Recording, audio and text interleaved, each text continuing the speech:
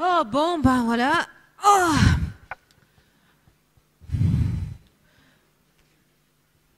Bonsoir. Bon, vous savez où est-ce que je dois aller?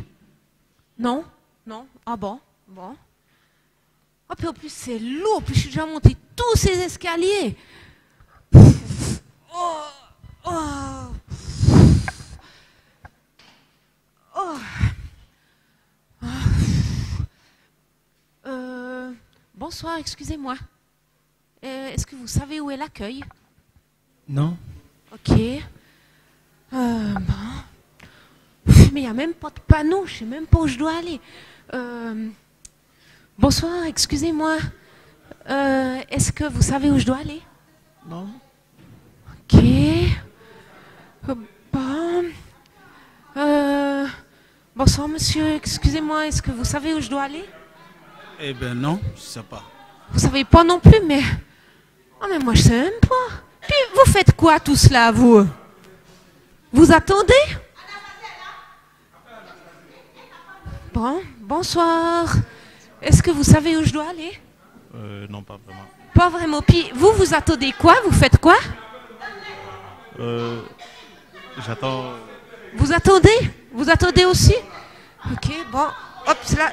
Excusez-moi, pardon. Oh là là, excusez-moi, pardon. Oh là là là là. Bonsoir, excusez-moi. Bonsoir. Je viens pour une activité FJ, mais alors j'ai aucune idée. Vous savez où est l'accueil?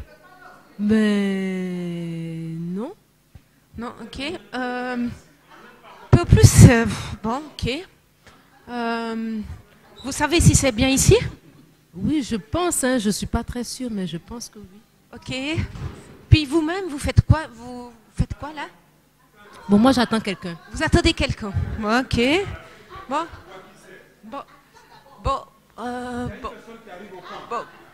Bonjour. Oui. Mais le code DFJ, c'est bien ça? Oui, ok.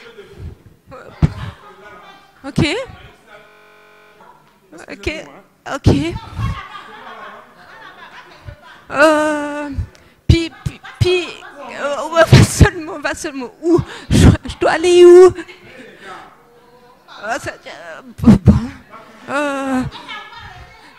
Vous êtes d'accord si je m'assieds à côté de vous? Bonjour. Bon, voilà. Ok. Bon.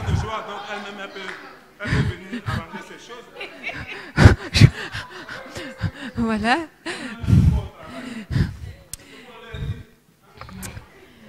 Bon. Écoutez, je crois que je vais aller prendre ma place parce que je pense que c'est là-bas pour moi. Hein. Vous pensez? Ok. Bon, je m'installe, hein. Vous êtes d'accord, hein? Bon.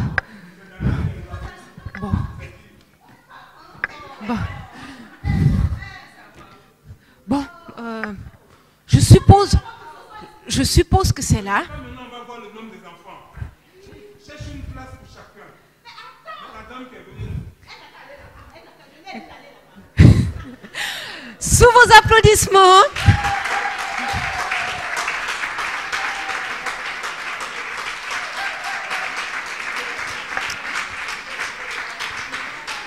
Ils s'en sont sortis avec brio et je vous promets que vous ne serez jamais accueillis comme ça à une activité FJ. Mais je vous promets aussi que j'ai été déjà de nombreuses fois accueillie ainsi. Et pas seulement ici, mais dans les 4 coins de la terre où je voyage, il y a des fois c'est extraordinaire et il y a des fois c'était digne du sketch que nous vous avons fait ce soir. Nous sommes juste là en train de se dire, Seigneur, bon, comment est-ce qu'on va s'y prendre? Et c'était une petite introduction un petit peu sympathique, mais on va y revenir très sérieusement sur ce point-là. Ce soir, le thème qui est noté sur la fiche, c'est « Préparer et conduire en camp ». Alors, moi, ce soir, je vais élargir un petit peu le thème. Et je vais vous parler de préparer et conduire un événement d'1 heure à plusieurs jours. Vous allez me dire, mais Joël, qu'est-ce que ça a à voir à faire avec cette formation FJE? Eh bien, ça a tout à faire avec cette formation FJE. Parce que dès qu'on travaille avec des enfants ou des jeunes ou des familles, à un moment donné, on va vouloir les rassembler. Et rassembler, organiser un événement, quelle que soit sa longueur, eh bien, ça prend évidemment du temps et ça requiert différentes étapes qu'on va voir ce soir et des outils que j'aimerais vous transmettre. J'ai donné cet enseignement de manière beaucoup plus complète dans le cadre de 4-14, le 15 novembre dernier, où j'ai enseigné pendant 4 heures sur ce sujet. Et puis il y a encore eu 1 heure de questions après. Donc ce soir, vous aurez la version compacte, évidemment. On ne va pas vous garder 4 heures. Hein. Mais que vous sachiez que c'est un enseignement qui existe plus longtemps. Je crois même qu'il a été enregistré quand je l'ai donné à 4-14. Il faudrait voir avec Carlos qui était là. Mais voilà, pour votre info.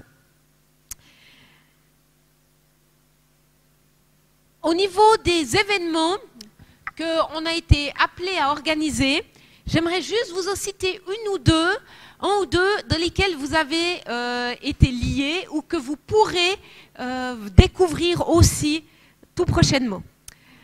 Depuis l'âge de 16 ans, j'ai organisé des camps, j'ai commencé mon premier camp, et puis on m'a nommée responsable du camp, j'avais 16 ans, et j'étais la plus jeune des monitrices et j'étais directrice de camp.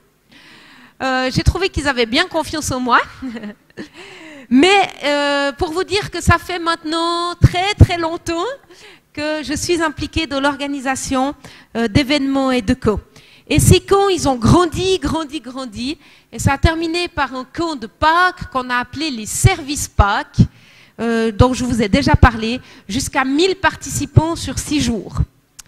Et je profite de glisser, je leur dirai en fin de soirée, mais on va organiser un camp de Pâques. Plusieurs d'entre vous le savent déjà, plusieurs d'entre vous sont intéressés, je le sais. Alors on vous le dit de manière officielle à vous ce soir à la FJE. Vous êtes les bienvenus, vous et vos familles et vos enfants d'école du dimanche que vous touchez pour ce camp de Pâques qui aura lieu avec les fabricants de joie. Il aura lieu à Boaké. Vous allez me dire, oui, mais pourquoi pas à Abidjan? Eh bien, je vais vous dire, si vous avez un problème avec le lieu, il faut vous adresser à votre Papa du ciel, parce que de manière très claire, il nous a dit cette année, quand joie Boaké. Donc, on lui obéit. Et puis, Yvonne et Guillaume sont déjà allés 2 fois pour prendre différents contacts, et il y a plusieurs choses qui se mettent en place. Ils voulaient nous confier 200 enfants, 2000 enfants. On leur a dit, peut-être pas cette année. Commençons par un petit peu plus petit, s'il vous plaît. Voilà, mais vous êtes les bienvenus. Les dates, on a mis les dates.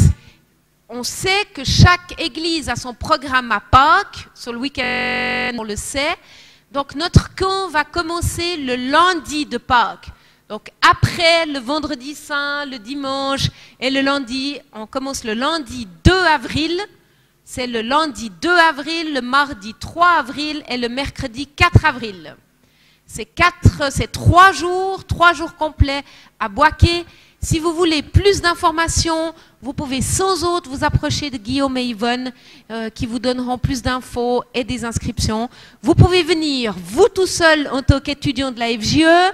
Vous pouvez venir avec votre famille, vous pouvez venir avec vos enfants, vous pouvez venir avec d'autres moniteurs.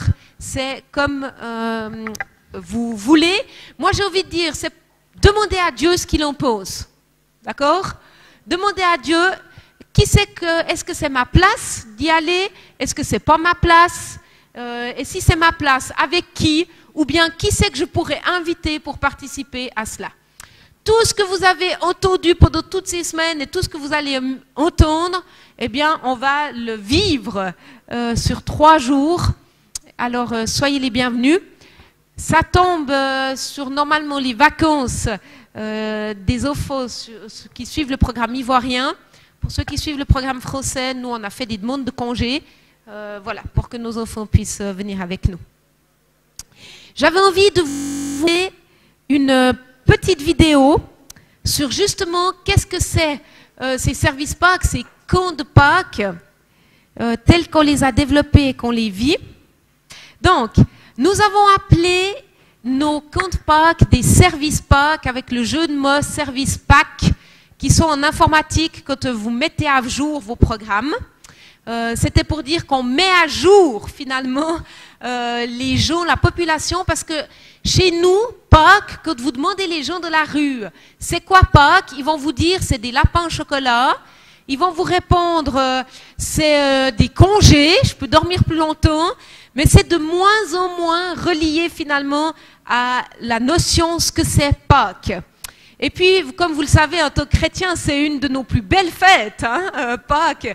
Et s'il y en a bien une à célébrer, c'est bien celle-ci. Et on a envie de redonner aux gens la signification de Pâques. Donc, ce qu'on fait, c'est qu'on s'approche d'une ville. Et puis, vous savez, on est connus souvent, les chrétiens, pour être des râleurs. C'est-à-dire qu'on s'oppose sur tout ce que les gens font, hein, parce qu'on trouve que c'est pas assez bien. Et là, on avait envie d'aborder les autorités de la ville et de leur dire, nous sommes les fabricants de joie, comment est-ce qu'on peut vous servir en tant que ville? Et puis, souvent, la première année, quand on va rencontrer les autorités, les gens nous disent, je ne sais pas très bien, qu'est-ce que vous pouvez faire? Et par exemple, une des villes principales de là où on habite, ils nous ont dit, vous pouvez nettoyer les panneaux publicitaires. Et puis, vous pouvez nettoyer les lampadaires où les gens collent plein de choses dessus. Et ils nous ont donné aucun outil, rien du tout. Et on a donné à la ville 1000 heures de travail. On était des enfants, des jeunes, des familles. C'est ouvert à toutes les générations. Donc, c'est ouvert à des groupes de jeunes, c'est ouvert à des églises, c'est ouvert à des familles, c'est ouvert à tous ceux qui ont envie de venir servir. Et puis, on a gratté ces pylônes, voilà. Et ils étaient tellement époustouflés, parce qu'évidemment, ils sont venus nous surveiller un peu, hein. Pendant les jours où on faisait ces travaux d'intérêt public, que quand on est retourné l'année suivante, et puis qu'on a dit, voilà, on est prêt à vous servir, qu'est-ce qu'on peut faire pour vous cette année? Le monsieur, il s'est caché, qui était responsable de la ville, puis il a dit, j'ai honte. J'ai dit, vous avez honte de quoi? Il me dit, on vous a vraiment maltraité. Hein. J'ai dit, c'est pas sorti maltraité. Il a dit, cette année, je mets tout à votre disposition. Et puis, on a reçu les produits efficaces, on a reçu d'autres travaux d'intérêt public. Et au fait, ce qui est extraordinaire, c'est qu'il nous a ouvert des portes pour aller rendre service chez des gens. Vous savez, il y a tout un service social dans une ville où ils savent les gens qui ont besoin d'aide. Et puis, on a pu aller laver des vitres, faire du jardin, vider des poubelles, faire tout plein de projets comme ça. Et l'idée, c'est de pouvoir que chaque équipe le matin vient en tant qu'équipe. Et puis, on a un temps, bien sûr, de louanges, d'enseignement, où on rencontre Jésus, on est équipé hein, pour servir Jésus, pour être des témoins. Et puis, l'après-midi, on est sur le terrain. Et l'après-midi, il y a des équipes qui vont nettoyer. Chez nous, on nettoie les arrêts de bus, on nettoie les rivières, on sort tout plein de choses de nos rivières. On nettoie les plages, on nettoie les places de jeu. Mais il y a aussi des gens qui offrent la prière. Ils ont un stand prière. Ici, prière gratuite.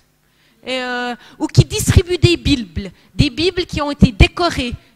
C'est-à-dire qu'on fait une nouvelle, on ajoute une couverture décorée maison à la Bible, et puis on l'offre aux gens. Pour vous.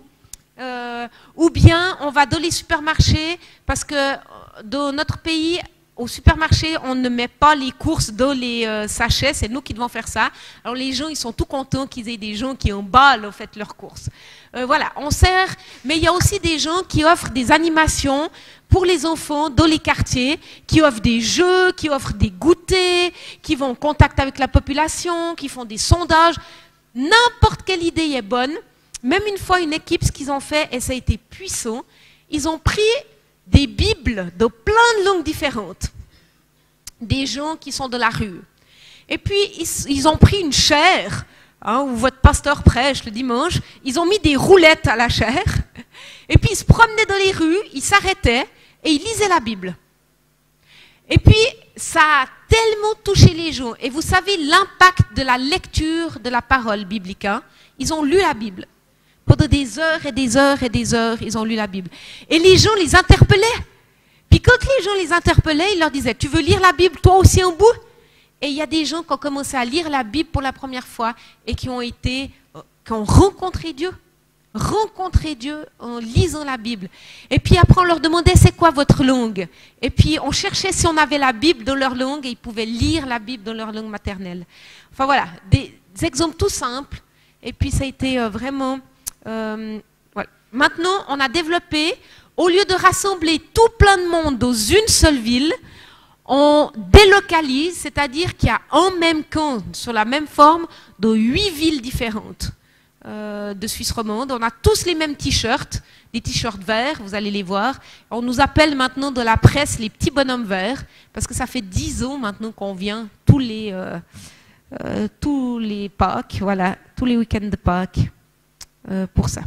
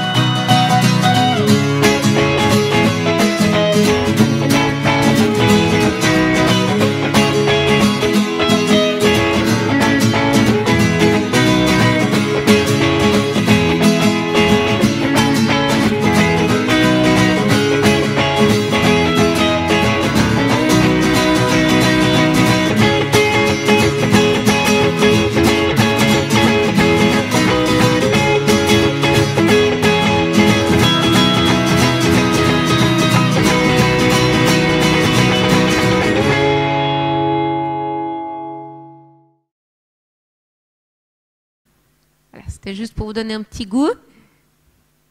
Évidemment que ça aura une autre couleur ici à Boaké.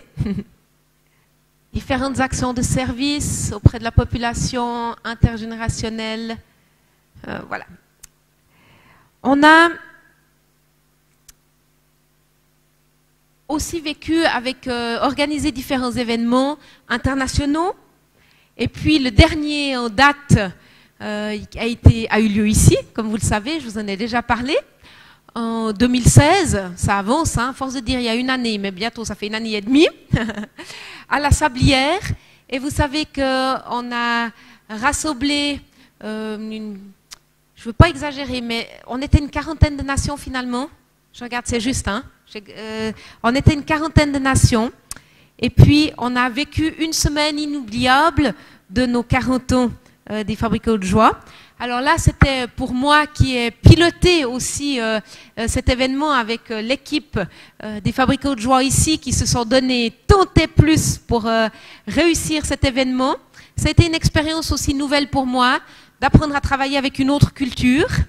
Et puis, ça a été très, très enrichissant des deux parties. On a beaucoup appris. Donc, ce que je vais vous partager ce soir sur comment construire un événement, eh bien, vous ne pouvez pas dire que ce n'est pas des choses qui n'ont pas été mises en pratique. Elles ont même été mises en pratique ici, à Abidjan. Et puis, ça a marché.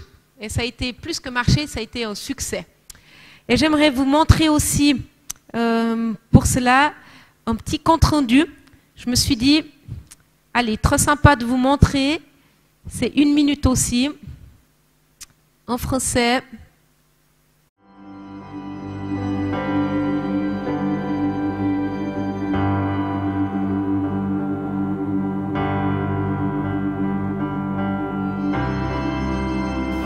Le 40e anniversaire d'EFJ nous a vraiment donné l'occasion de nous souvenir, de rendre grâce. En racontant des histoires, en regardant des photos, nous nous sommes remémorés tout ce qui s'était passé pendant ces 4 décennies. Et c'est incroyable.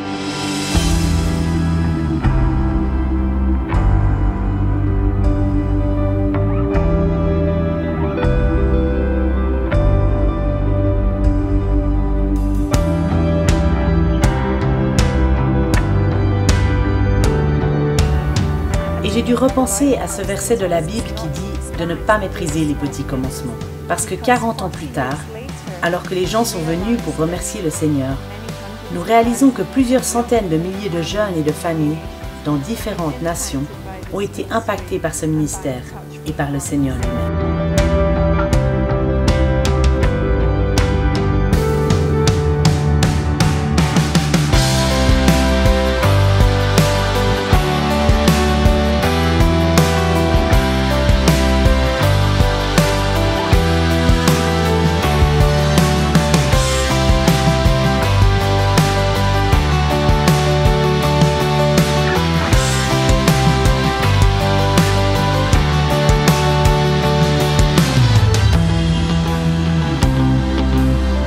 Quand Dieu parle, sa bouche dit, sa main l'accomplit.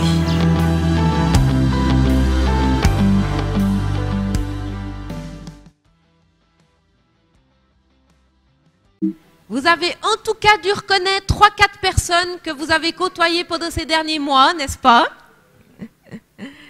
Pour vous donner une petite... Ah voilà, j'avais noté 43 nations avaient été présentes pour cet événement.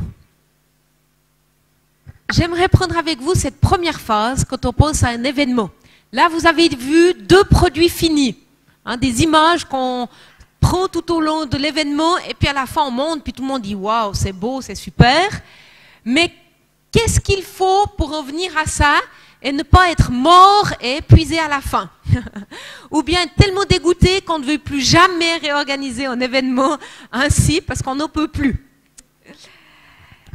Alors, cette phase, la première qu'on va prendre, la phase de préparation, elle peut prendre quelques heures à plusieurs mois, suivant l'ampleur évidemment du projet et le continent sur lequel on se trouve. Il y a des événements ici en Afrique que vous pouvez organiser très vite. Une fois que toutes les autorisations ont été obtenues, ça peut avancer très très vite. Et puis, si on prend certains autres événements, par exemple, on a eu ce qu'on a appelé le jour du Christ en Suisse, qui a rassemblé 40 000 chrétiens de Suisse pour une journée. Et ben, ça a été 3 ans de préparation. Vous voyez, ben, ça dépend. C'est comme un peu la gestation hein, d'une souris ou d'un éléphant. Ça ne va pas prendre le même nombre de jours, mais le résultat, ce n'est pas tout à fait la même grosseur non plus. D'accord? C'est pareil pour un événement. C'est un temps, ce temps de rêve, de réflexion, basé sur l'écoute de Dieu et le rêve. On reçoit quelque chose, on reçoit une idée. Et à ce stade, généralement, c'est seulement 1 ou 2 personnes qui ont reçu ça et qui se disent « Moi, j'ai reçu un projet de Dieu, moi j'ai une idée ». Ce soir, juste avant qu'on se réunisse, qu'on démarre, j'ai eu le privilège de rencontrer quelqu'un parmi nous qui est venu et qui m'a partagé 2 rêves qu'elle a. Hein, qu'elle a commencé à mettre par écrit. Et on sent ça bouillonne d'enthousiasme. Et c'est des projets que Dieu a déposés dans le cœur. Et c'est une phase qui est tellement tellement importante. C'est une phase où les personnes qui sont engagées à ce niveau-là, ce n'est pas forcément ces mêmes personnes qu'on va retrouver dans l'opérationnel plus tard. D'accord? C'est les porteurs de vision. C'est ceux qui ont rêvé de cette chose-là, qui ont reçu cette chose-là de Dieu, cet événement, cette idée, et qui commencent à la partager pour voir quel écho finalement elle va rencontrer et qui c'est qui serait prêt à se joindre. Et notre sœur qui m'a présenté ses projets tout à l'heure, c'est exactement ça. Elle commence avec ses projets à les partager à une ou deux personnes pour voir si les gens s'enthousiasment, pour voir si les gens seraient prêts à venir à ses côtés, à développer ses projets. En général, dans cette première phase, on répond à ces questions-là. En tout cas, on essaye de les aborder. C'est quelle est la vision? Et je vous rappelle qu'une vision, elle se définit en une phrase. On doit pouvoir dire, ça ne doit pas être long, on doit pouvoir dire ma vision, c'est de ouvrir une maison pour les enfants des rues. Ça doit être quelque chose de clair, où on sait exactement ce qu'on vise. Pour qui? Avec qui? Où, quand et comment? D'accord? On est dans ces questions de base. Et on peut illustrer toute cette étape avec un feu vert. Et c'est ce qu'on appelle chez nous, et que je dis à mes collaborateurs, là, c'est une séance feu vert. Ça veut dire quoi? Ça veut dire que tout est permis. Dans le sens qu'on rêve sans contrainte de temps, d'argent, de ressources. Il n'y a rien qui nous limite dans cette phase-là. Ne vous en faites pas, il y a une autre phase qui va arriver plus tard. Mais c'est tellement important qu'on vive cette première phase où il n'y a rien qui nous limite. Chacun partage ses rêves, chacun partage ses idées, même les plus folles, sans retenue. Et il y a souvent, dans ces moments-là, des activités ou des idées qui germent, puis on est là, non mais ça n'aura jamais lieu. Et puis tout à coup, pourquoi pas? Pourquoi pas? Et vous savez, on est connecté au Créateur. Il a une source illimitée de créativité. Et nous, souvent, on se contente de mettre en place des projets qu'on sait qui marchent parce qu'ils ont déjà été faits. Mais on est appelé à innover, on est appelé à devancer le monde, on est appelé à aller plus loin, on est appelé à amener des nouvelles choses sur cette terre qui marchent aujourd'hui pour maintenant. Et bien sûr que les plus pragmatiques d'entre nous et ceux, vous savez, qui, comme moi, pensent tout de suite pratique, il y a des idées qui sortent, on est là, oh, ça va jamais marcher, et puis tout ce que ça va demander. Et bien dans ces moments-là, il faut qu'on apprenne à se maîtriser pour ne pas casser l'enthousiasme des jeunes, des rêveurs, des idéalistes qui viennent avec des idées qui vont changer le monde. Pensez à la première personne qui a imaginé le téléphone portable. Les gens lui ont dit « T'es fou, ça ne marchera jamais ». Bon, ben, il n'a pas été si fou que ça, hein, parce que ça marche plutôt bien. La première personne qui a inventé, vous pouvez regarder toutes les inventions qui ont bouleversé notre monde, la plupart, les gens d'abord qui étaient autour ont dit « C'est nul, ça mènera à rien, c'est inutile ce que tu fais, tu perds ton temps, tu perds tes ressources ». Et à la longue, c'est des idées qui ont bouleversé le monde, qui ont amené des changements extraordinaires, hors de l'ordinaire. Et on est appelé à ça en tant que chrétien, à amener des choses extraordinaires, hors de l'ordinaire. Et on a besoin de se réveiller, et on a besoin de rêver réveillé avec Dieu. C'est pour ça que c'est important qu'on ait cette phase de feu vert. Et moi, elle m'enthousiasme, parce qu'on n'a pas de limite. Hein? Rêvons, rêvons.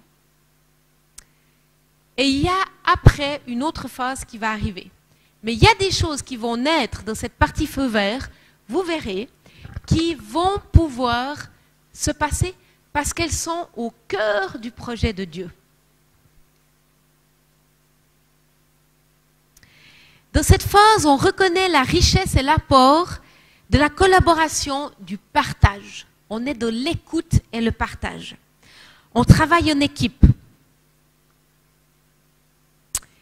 Dans tout ce que je vais vous partager, vous verrez que on tend à entrer dans un leadership. Ça sera le sujet du 17 mars, le leadership et puis la gestion d'équipe.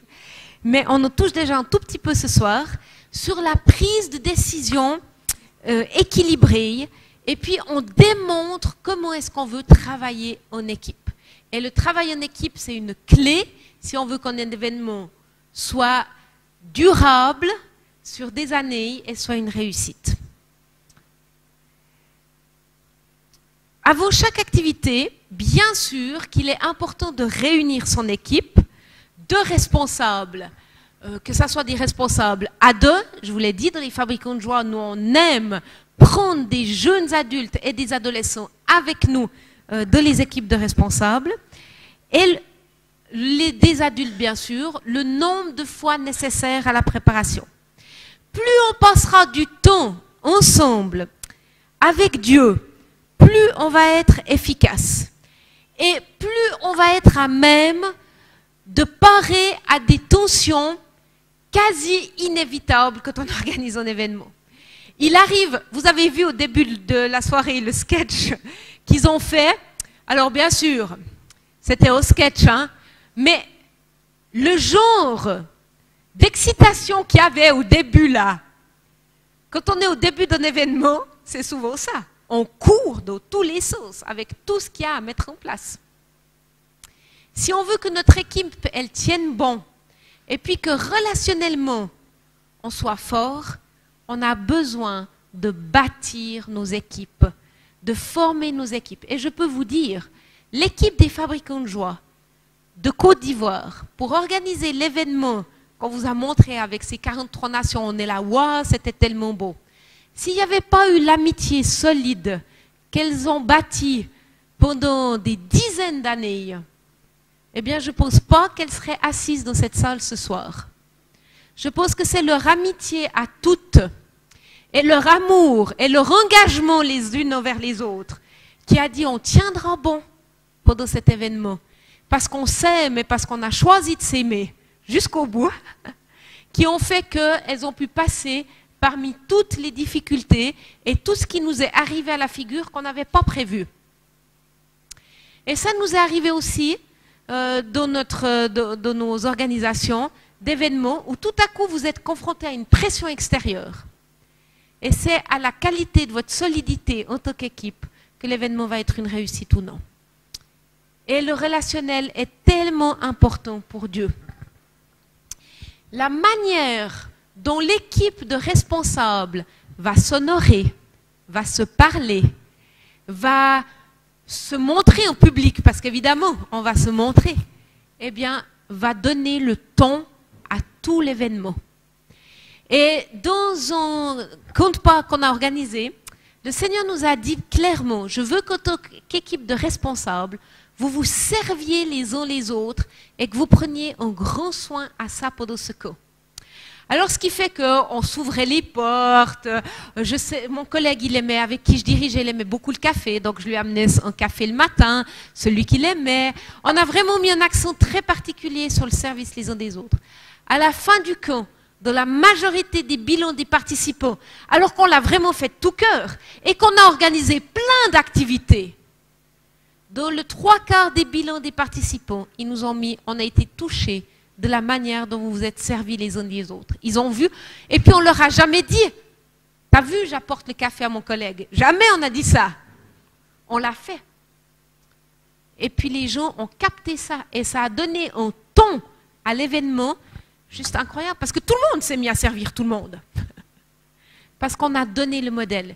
Et quand on voit nos responsables qui sont excités, qui courent dans tous les sens, qui se parlent mal, ben, en tant que participant à l'événement, c'est un peu bizarre. Hein? Et puis ça nous met dans une position un peu particulière. À moins qu'on soit vraiment des adultes très matures, puis on se dit, oh là là, ils doivent être débordés et je vais aller offrir mon aide. Hein? Vous comprenez ça? Ensemble, cherchons le cœur de Dieu. En tant qu'équipe de responsables, rêvons, élaborons, organisons-nous. Ça va venir, on va en parler. Et répartissons les responsabilités.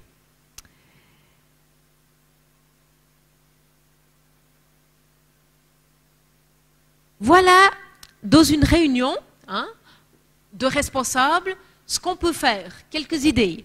Parce que souvent, je réalise qu'on tombe dans les mêmes schémas. Il y a la prière du début, on prend les différents secteurs les uns après les autres, on regarde ce qu'il y a à gérer, et puis il y a une prière de fin. Hein?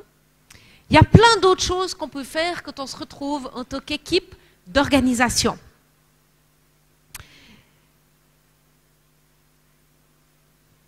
L'importance de commencer par un moment relationnel. On s'accueille les uns les autres, même si c'est 30 secondes. Le collègue dont je vous parlais avant, à qui j'amenais le café, qui est un ami, il a besoin que la couche relationnelle, hein, comme je dis, soit bien établie avant de commencer à travailler. Moi, je suis quelqu'un, si j'ai une tâche à effectuer, je suis très focalisée sur la tâche. Donc, je peux y aller, wouf, direct dedans. Mon collègue, pas du tout.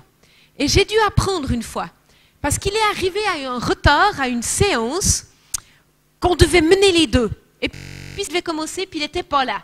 Quand il est arrivé, moi, je suis arrivée vers lui, puis j'ai dit, « T'es prêt à faire tout de suite une tâche? T'es prêt à sauter de ta tâche ?» Je n'ai même pas dit bonsoir. J'ai vu qu'il s'est fermé. Hein? Parce que pour lui, le relationnel, c'est super important. Il aurait suffi que je lui dise, « Bienvenue. Je suis tellement reconnaissante que tu sois arrivé maintenant. Est-ce que tu es prêt à prendre ta place ou tu as besoin qu'on intervienne ?» Ça m'aurait pris 30 secondes et il se serait senti tellement mieux. Hein? Donc, créons cette couche de l'accueil relationnel et la prise de nouvelles de chacun. On peut prendre un temps de louange, bien sûr, de chant, de prière ensemble. Un temps d'écoute et de prière pour l'activité. Dans notre fonctionnement, en tant que fabricant de joie, toutes nos décisions sont prises en ayant écouté Dieu d'abord. On prend un temps d'écoute. Seigneur, qu'est-ce que tu veux nous dire? Et on partage ce que le Seigneur veut nous dire. Un temps de mise en commun de ce qui a été reçu, bien sûr. Vous allez me dire, Joël, et si on ne reçoit pas tous la même chose, qu'est-ce qu'on fait? Eh bien, c'est une excellente question. Si on ne reçoit pas tous la même chose, il y a plusieurs options. Vous savez, des fois, je prends cet exemple, quelqu'un reçoit qu'il faut absolument louer cette salle ici, au CPE. Et il y a quelqu'un qui dit, non, non, non, non, non, il faut louer la salle qui est de l'autre quartier. Puis vous êtes là à présider cette équipe et vous dites, bon, c'est deux informations complètement contradictoires, on ne peut pas prendre les deux, qu'est-ce qui va se passer? Eh bien, des fois, ça nous montre, quand on écoute, que c'est juste pas le moment de prendre la décision maintenant. Et qu'il faut laisser mûrir un petit peu les choses. Et puis que peut-être que, est-ce qu'il faut délocaliser en deux endroits? Est-ce qu'il y a un endroit qui... On ne sait pas. On ne sait pas, mais nombre de fois, je peux vous dire où ça nous est arrivé, où, quand c'est comme ça, au lieu de dire, mais il faut qu'on fasse un choix, de dire, ok, on laisse. Ça veut dire que la décision, elle n'est pas mûre. Et puis, des fois, il y a la personne qui vient puis qui dit, non, mais tu sais, j'ai réfléchi. En fait, je voulais l'autre salle plutôt que le CPE, mais j'ai réfléchi aux raisons, je crois que c'était plutôt mes envies. En fait, ça va très bien, le CPE. Ok, super, ça va très bien. J'ai bien compris les raisons. Puis voilà, puis tout le monde se rallie. Ou bien des fois, non, les personnes, elles tiennent, puis on sent que non, il faut les deux. Bon, on continue à avancer, on pré-réserve les deux, Et ça m'est arrivé encore récemment. Eh bien, heureusement qu'on a fait ça, parce qu'il y a une des deux salles qui a été inondée, et puis qu'on n'a pas pu utiliser, puis il a fallu qu'on se rabatte sur l'autre. Mais on ne pouvait pas deviner à l'avance. Hein. Le Seigneur conduit. Des fois, on ne sait pas comment. Et c'est important, quand on ne reçoit pas la même chose, qu'on n'ait pas peur, mais qu'on se dise qu'est-ce que le Seigneur est en train de nous dire. Et continuons à travailler ça jusqu'à ce qu'on ait l'unanimité dans notre équipe. Et une fois qu'on a l'unanimité, c'est de se dire, si moi j'avais prévu de louer l'autre salle et puis pas la salle du CPE, puis que finalement tout le monde, on a décidé en équipe qu'on louait la salle du CPE, c'est pas d'aller dire, mais moi, tu sais, hein, toute mon équipe, ils étaient d'accord pour le CPE sauf moi. Hein. Moi je savais qu'il fallait louer la salle là-bas, hein, tu sais.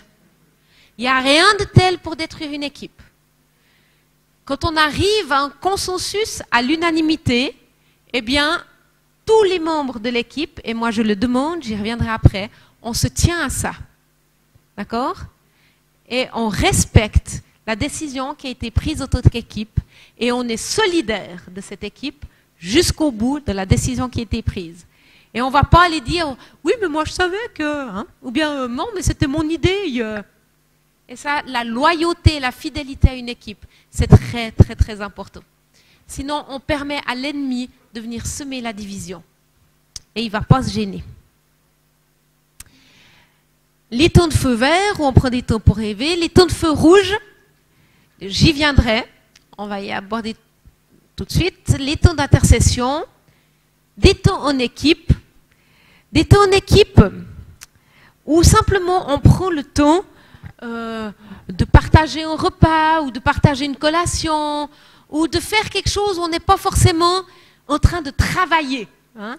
On a vu l'équipe FJ il y a quelques semaines, et ben c'était super bien parce qu'on a commencé par un repas avant de travailler. Et puis ce repas, on a eu tellement de plaisir à se partager, on a dû se discipliner pour commencer à travailler, ça c'est sûr, parce qu'on a tellement de choses à se raconter. Mais c'est bon signe dans une équipe, c'est très bon signe. Et c'est tellement important de prévoir des moments aussi comme ça.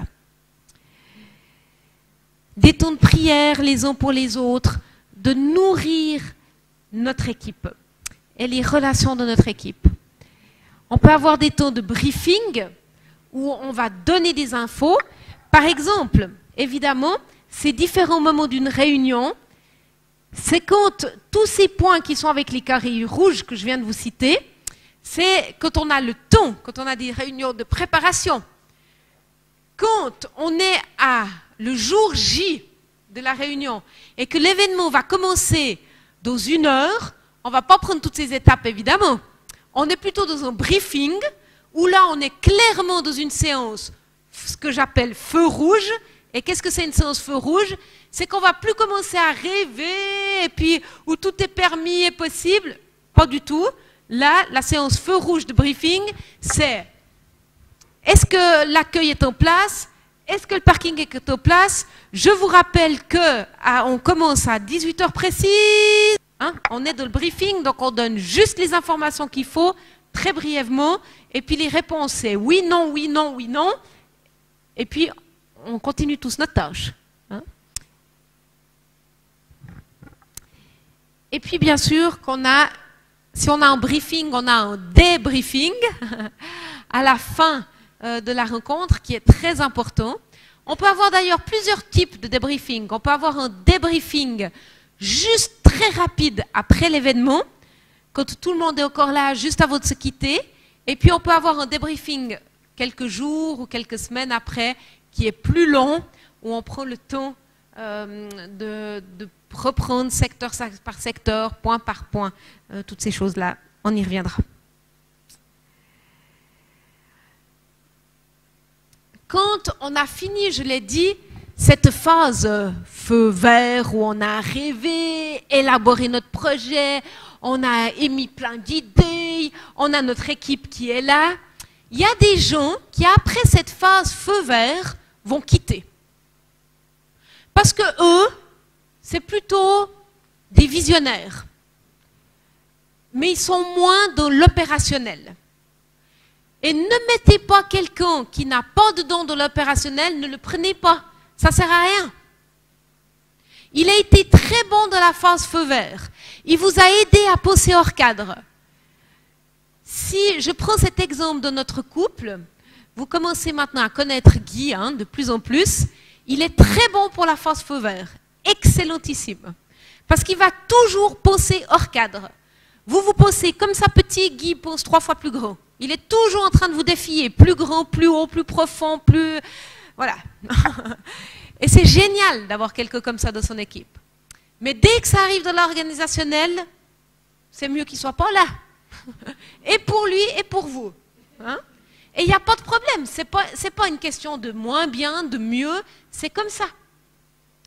Prenez des gens de l'opérationnel, des gens qui sont efficaces dans l'opérationnel. Et ici, il y a plusieurs choses. Alors, par contre, ce qui est intéressant, c'est que les personnes qui ont été dans la vision du projet, continuez, dites-leur pas merci beaucoup, au revoir, et puis on ne vous revoit jamais. Dites-leur, une fois de temps en temps dans nos réunions, tu es bienvenu. Par exemple, au début ou à la fin de la réunion, puis on t'explique ce qu'on a fait, et puis toi, tu peux nous dire si c'est bien dans ce que tu avais imaginé, rêvé, ou si on est complètement en train de prendre une autre direction de ton rêve initial. Absolument. Vous avez des profils de personnalité qui sont très bien dans le feu vert et qui sont très bien dans le feu rouge logistique aussi. Voilà. C'est comme ça que Dieu nous a créés. Puis il y a des gens qui ne sont pas du tout bons. Moi, j'ai une amie qui m'est très chère. Le feu vert, ça la désécurise. Elle déteste ça. Par contre, dès qu'on lui dit, il faut une salle avec un programme pour les enfants de temps à temps, elle est extraordinaire. Mais la partie feu vert, elle n'aime pas trop. Respectons les gens. Il n'y a pas une question de hiérarchie là-dedans. C'est une question d'appel et de personnalité. Quand on commence la préparation, il y a la première étape, c'est qu'il faut former une équipe. On a un projet, on a une idée. On sait pour qui, avec qui, on sait à peu près quand, on sait à peu près où. Voilà. Mais maintenant, on ne peut pas faire ça tout seul. Donc, il faut s'entourer d'une équipe qui va nous aider à organiser. Et là, c'est tout un défi. Parce qu'il y a 2 choix. Soit vous construisez votre équipe en disant, bon, j'ai besoin d'un administrateur, j'ai besoin de quelqu'un qui s'occupe de la sécurité, j'ai besoin de quelqu'un qui s'occupe des transports, et puis on va aux besoins. Et puis on va chercher les gens qui correspondent à nos besoins. C'est une manière de faire, c'est celle qu'on utilise le plus souvent. Mais vous savez que ce n'est pas la seule. Parce qu'on peut aussi se dire, moi, j'aimerais bien travailler avec lui. Et puis on va chercher plutôt la personne pour qui elle est, est-ce qu'on aime en elle, est-ce qu'on a vu en elle comme don, pour lui dire, dans un projet comme le mien ou comme le nôtre, est-ce que tu te sentirais à l'aise de travailler avec nous? Et si oui, de quelle partie? Vous voyez la démarche comme elle est différente. Et moi, j'aime faire un mix des deux, en fait. Parce que j'aime travailler avec des gens, et souvent, je prie avant, quand je dois former une équipe, et je dis, Seigneur, t'aimerais qui dans cette équipe? C'est qui que tu veux autour de moi? Et puis, on va à la rencontre de ces gens en disant, est-ce que tu serais d'accord? Regarde, cette vision, est-ce qu'elle te plaît? Puis ça arrive des fois que la personne, elle dise, non, pas du tout. C'est un super projet, mais alors je ne me sens pas du tout concernée. Bon, ben, loupé. Pas grave. Et puis, il y a des gens qui disent, oh, wow, ça me ferait tellement plaisir. Je dis, ok, tu te verrais servir donc quoi?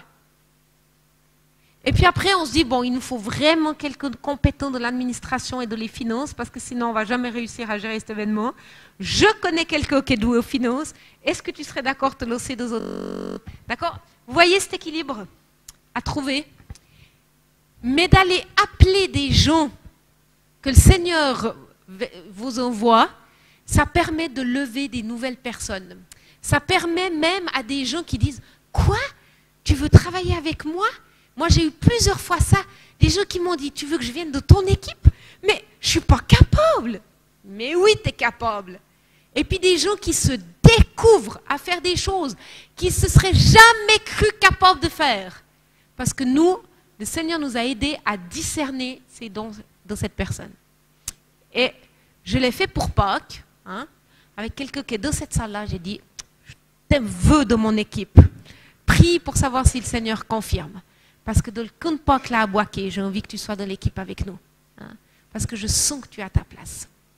Après, elle est libre bien sûr de dire oui ou non. Hein, vous comprenez la démarche. Ça permet de lever des nouvelles personnes. On fonctionne toujours avec le double feu vert. Et ça a été une clé pour moi quand j'ai compris ça. Je vous explique le double feu vert. C'est que, imaginons que j'aimerais bien que François travaille avec moi. Donc moi, j'ai le feu vert. D'accord? Parce que c'est moi qui vais le chercher. Mais il faut que François, il ait aussi le feu vert. Je ne peux pas l'obliger à travailler avec moi. Parce qu'après, ça va me mettre dans un rapport de force avec lui qui n'est pas bon. Et je ne veux pas de ça de mon équipe. François, est-ce que tu es d'accord? Oui ou non? S'il a le feu vert, ça veut dire que lui, il a le feu vert pour travailler avec nous, et nous, on a le feu vert pour travailler avec lui. Le double feu vert. Ce qui fait que quand quelqu'un vient et me dit, tu sais Joël, j'ai vraiment envie de faire partie de ton équipe. Je dis, bah, visiblement, tu as le feu vert. C'est super. Mais maintenant, nous aussi, on doit avoir le feu vert. Parce que ça va aussi dans ce sens-là. Donc, je dois demander à mon équipe si on a le feu vert aussi. C'est le double feu vert. Et on l'explique aux gens avant. Hein? Pour ne pas devoir se mettre dans des situations après compliquées. On planifie des rencontres d'équipe selon les besoins. Et c'est important que les gens le sachent avant. Parce que vous savez quoi? La plupart des gens sont toujours honorés de faire partie de projet. Mais quand on leur dit, alors écoute, pour organiser ce projet, c'est 10 rencontres, une fois par semaine, de 2 heures. Là que la personne va dire, c'est juste techniquement impossible. Ben voilà. Ben on ne va pas dire oui si la personne, elle sait d'avance qu'elle ne peut pas s'engager. Et ça, c'est tellement important. Parce que des fois, il y a des gens qui vous disent oui, puis vous ne les voyez jamais. C'est impossible de travailler avec des gens que vous ne voyez jamais. Si c'est que pour avoir le nom dans le comité, ça ne vaut pas la peine. Hein?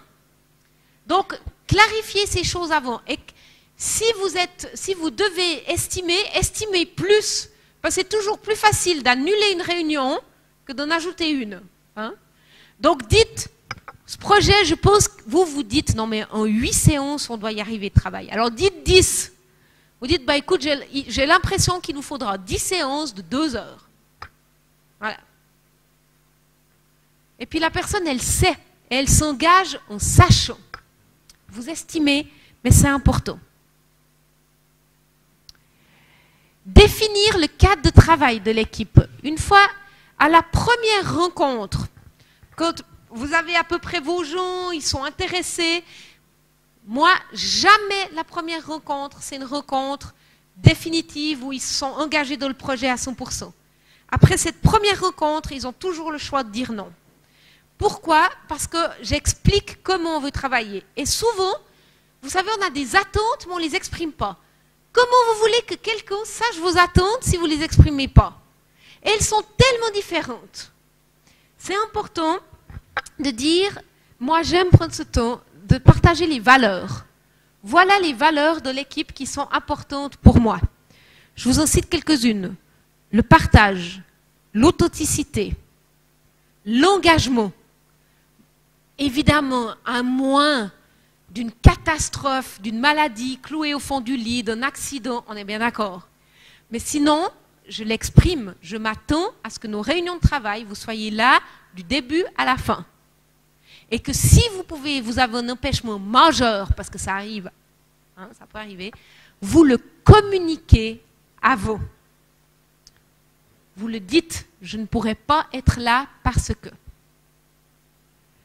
Ces choses qu'on clarifie. Vous devez aussi dire s'il y a un engagement financier ou pas. Parce que tout à coup, moi je me suis vue embarquer dans des projets, puis tout à coup on a dit oui, mais maintenant ben, on a besoin d'argent, puis ce serait bien que vous vous y mettiez tous. Puis là, oh, ben alors moi je n'avais pas imaginé ça, parce que je ne travaille pas comme ça en fait. Hein, donc s'il y a des attentes financières, il faut les exprimer. Hein, parce que ça m'évite des lourdes tensions. La ponctualité, dire la vérité. Moi, ce que je dis souvent à mes équipes, c'est que j'ai besoin que vous soyez authentiques. Je ne peux pas deviner ce qui se passe dans vos têtes. J'arrive généralement assez bien à lire les gens, s'ils sont contrariés, fâchés, mais j'ai besoin qu'ils expriment. Hein. Et plutôt que de le faire par derrière, je préfère quand les gens viennent et puis me disent « Écoute là, je ne comprends pas pourquoi tu prends cette décision, j'ai besoin qu'on s'explique. » Et je préfère avoir une bonne explication franche que des tensions et des malentendus. Hein. On explique la manière dont on désire travailler. Voilà. J'explique aussi comment on prend les décisions. La plupart des décisions dans les comités que je fréquente, pas que je dirige, se prennent en démocratie. Donc, c'est le plus grand vote qui l'emporte. Je déteste ça, les amis. Parce qu'on ne fonctionne pas comme ça. Vous savez qu'au milieu de nous, on a des gens, pour ne pas employer les gros mots, qui ont une fibre prophétique. C'est-à-dire qui sont bien connectés avec ce que Dieu dit. Et puis qui ressentent. Mais ces gens-là, souvent, je sais, je caricature un peu, mais je n'ai rencontré suffisamment dans ma vie pour dire que c'est une caricature proche de la vérité. C'est des gens qui ont de la peine à s'exprimer. On les comprend souvent, pas toujours directement. Hein, et puis, ils voient souvent les choses négativement en premier. Hein, mais ils reçoivent des choses de Dieu réelles. Si on est en démocratie, eh ben les décisions qu'on va prendre, ça ne sera jamais les leurs. Parce qu'ils n'ont jamais l'unanimité de tous les gens. Et on se prive de ce que Dieu dit. Moi, je dis qu'on fonctionne en théocratie, parce que c'est Dieu au centre. Et on prend nos décisions, pas en démocratie, en théocratie, selon ce que Dieu nous demande. Donc ça veut dire qu'on écoute sa voix, on écoute ce que chacun dit, et après, on prend une décision de ce qui ressort finalement de ce qu'on a entendu de Dieu et ce qui nous semble comprendre. Et on avance ainsi. Et cette manière de prendre des décisions, ce n'est pas seulement dans un comité comme ça. Cette prise de décision, c'est dans notre famille. Je l'applique à tous les niveaux. Chaque fois qu'on doit prendre une décision pour l'école, de situation de famille, c'est comme ça qu'on la prend. On s'assied, on prie, on écoute Dieu, on partage. Qu'est-ce qui nous semble se dégager? Et après, celui qui dirige fait une proposition et on regarde si on est d'accord avec ça ou pas. Écoute de Dieu essentielle. Quelle structure? J'y reviendrai. Je vous montrerai des exemples. Des cahiers des charges, j'y reviendrai aussi. La répartition du travail. Ça, c'est quelque chose qui est important aussi et que j'ai appris. Il ne faut pas s'attendre que chaque membre de notre comité puisse donner la même force et la même énergie et le même ton que tous les autres membres du comité. Et ce serait faux. Et moi, pendant des années, dans mes premières années de leadership, j'ai supposé que tout le monde avait mon énergie et que tout le monde avait le temps que j'avais pour se consacrer. Et j'ai vite réalisé que ce n'était pas le cas. Moi, j'ai 3 membres de ma famille sur les 7 qui, quand ils se lèvent le matin, bien après moi, me disent « Rien qu'à te regarder, maman, on est déjà fatigué. Hein » Voilà, parce que le Seigneur, c'est pas moi qui l'ai choisi, j'ai plein d'énergie. Ben voilà, c'est comme ça. Mais il ne faut pas s'attendre à ce que tout le monde ait la même dose d'énergie que nous ou avoir les mêmes attentes sur chacun. Ce qui est important, c'est que chacun assume la part de responsabilité qu'il a prise. Ça, c'est important. Mais après, on ne va pas comparer en disant « Oh non, mais celui-là, alors vraiment, il fait 3 fois rien, puis celui-là... » D'accord? Ce qui est important, c'est que les gens... Bien sûr, si on est dans une équipe, il y a des tâches qui doivent être faites et chacun doit prendre quelque chose. On est bien d'accord? Sinon, on ne se met pas dans un comité de travail et de préparation d'un événement. Mais après ça, c'est important de respecter les gens et qui ils sont. Chacun est différent. Il y en a qui travaillent très bien le matin très tôt. Et puis il y en a qui travaillent très bien le soir très tard. Et puis il y en a qui travaillent très bien tout le temps. Ben voilà, vous composez avec les gens qui sont dans votre équipe. Communication. Qu'est-ce qu'on attend en termes de communication? comment est-ce qu'on peut atteindre les gens? Demandez aux gens. Il y a des gens, ça ne sert à rien de leur envoyer des WhatsApp s'ils ouvrent jamais leur WhatsApp. Hein. Il y a des gens, vous savez, il faut leur téléphoner, c'est le moyen le plus efficace. Il y a des gens, vous pouvez leur envoyer des mails. Il y a des gens, il faut que vous sachiez comment communiquent les gens de votre équipe, au fait. Pour être sûr de pouvoir être en relation avec eux. Vient ensuite la préparation de dépliants. Je ne sais pas comment vous appelez ici. Un flyer. Vous utilisez le mot flyer? Flyer, dépliant, présentation. Hein. Et le formulaire d'inscription. Je vous montrerai des exemples. Ça, on est tout dans la préparation. Chercher un lieu adéquat, évidemment, pour notre événement. Alors, des fois, c'est très simple, parce que c'est notre église, puis c'est vite fait. Puis, des fois, il faut d'autres lieux, puis ça peut prendre beaucoup de temps. Et travailler sur le budget. Je vous montrerai aussi, j'y reviendrai. Alors, dans les structures, ne soyez pas effrayés. J'aimerais vous montrer des structures très simples et des structures très compliquées. Je vous répète, et je vous redis haut et fort, que ce qui est important, c'est que la structure vous serve et pas l'inverse. Vous n'êtes pas là pour servir une structure. Je me souviens très bien quand on a préparé Lila, notre événement avec l'équipe de Côte d'Ivoire, on l'a modifié parce que moi je suis arrivée avec quelque chose et puis ils ont dit non, non, non, là ça ne va pas fonctionner comme ça. Ben voilà. Et puis on a mis, parce qu'ils avaient donné d'autres noms à d'autres dicastères, ils avaient nommé. Voilà, on a cherché ensemble quelque chose qui nous serve et qu'on puisse bien, des mots sur lesquels on s'attendait qui voulaient dire la même chose, parce que même si on parle français tous, il y a des mots, des fois, qui n'ont pas la même signification derrière. On a cherché ça, on s'est compris sur la structure et on a avancé dans ces choses-là. Et c'est important de mettre en place ce qu'on appelle des organigrammes, hein, parce qu'une fois que vous avez, que les gens savent ce qu'on attend d'eux, où ils sont placés, vous verrez, ça coule. Ça coule parce que les gens savent ce qu'on attend d'eux. Là, c'est l'organigramme d'un groupe local d'enfants qui se réunit une fois tous les 15 jours et puis un week-end par mois aussi de temps en temps. Donc ça, c'est l'équipe, c'est le groupe lui-même, c'est l'équipe de responsables. Et vous avez ici la direction du camp. Et dans les directions du camp, hein, ça c'est l'équipe, si vous voulez, qui porte le tout, vous avez des responsables de plein de secteurs différents qu'ils ont nommés. Vous verrez mieux ça parce que vous aurez les photos sur... je vous cite quelques-uns de ces départements.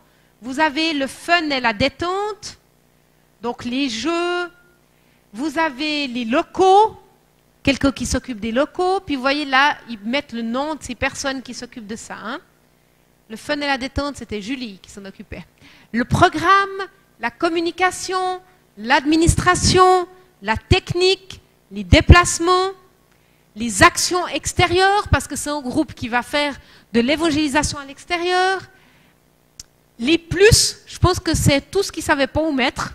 Ils ont mis là, dans les plus. On a l'accueil, la décoration qui sont mises là.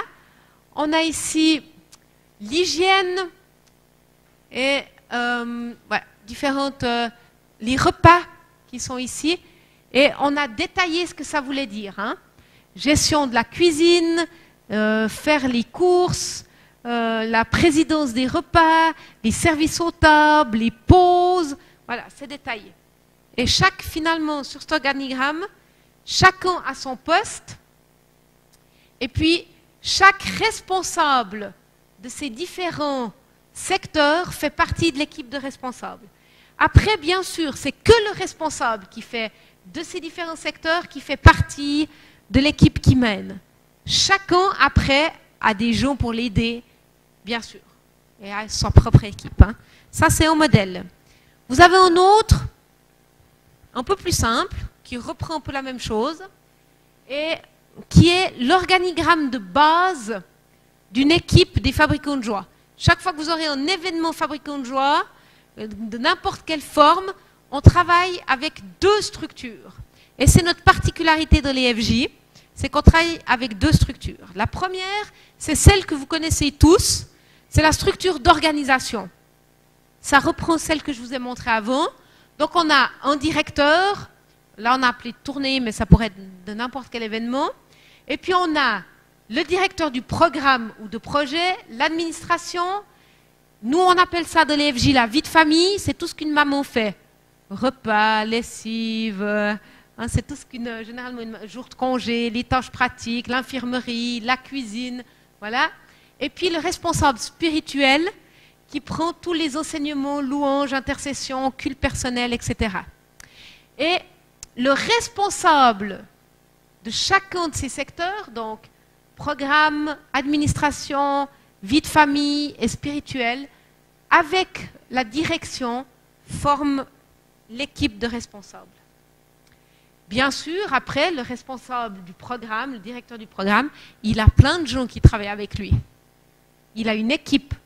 Le responsable de la vie de famille, il aura bien sûr une équipe pour la cuisine, une équipe pour la lessive, enfin voilà, selon l'événement, ce qu'il demande. OK? La structure d'organisation que vous connaissez pratiquement tous. Mais au Fabricant de Joie, on travaille avec une deuxième structure qu'on met en place qui peut prendre une forme un tout petit peu différente selon la configuration, qu'on appelle la structure relationnelle. Parce que vous voyez, on ne veut pas seulement que les gens qui sont dans la structure soient de l'organisation. On aimerait qu'il n'y ait personne tout seul. Et que chacun ait quelque chose ou quelqu'un de qui s'occuper. Pour qu'il n'y ait personne dans nos camps qui puisse dire « je n'appartiens pas ».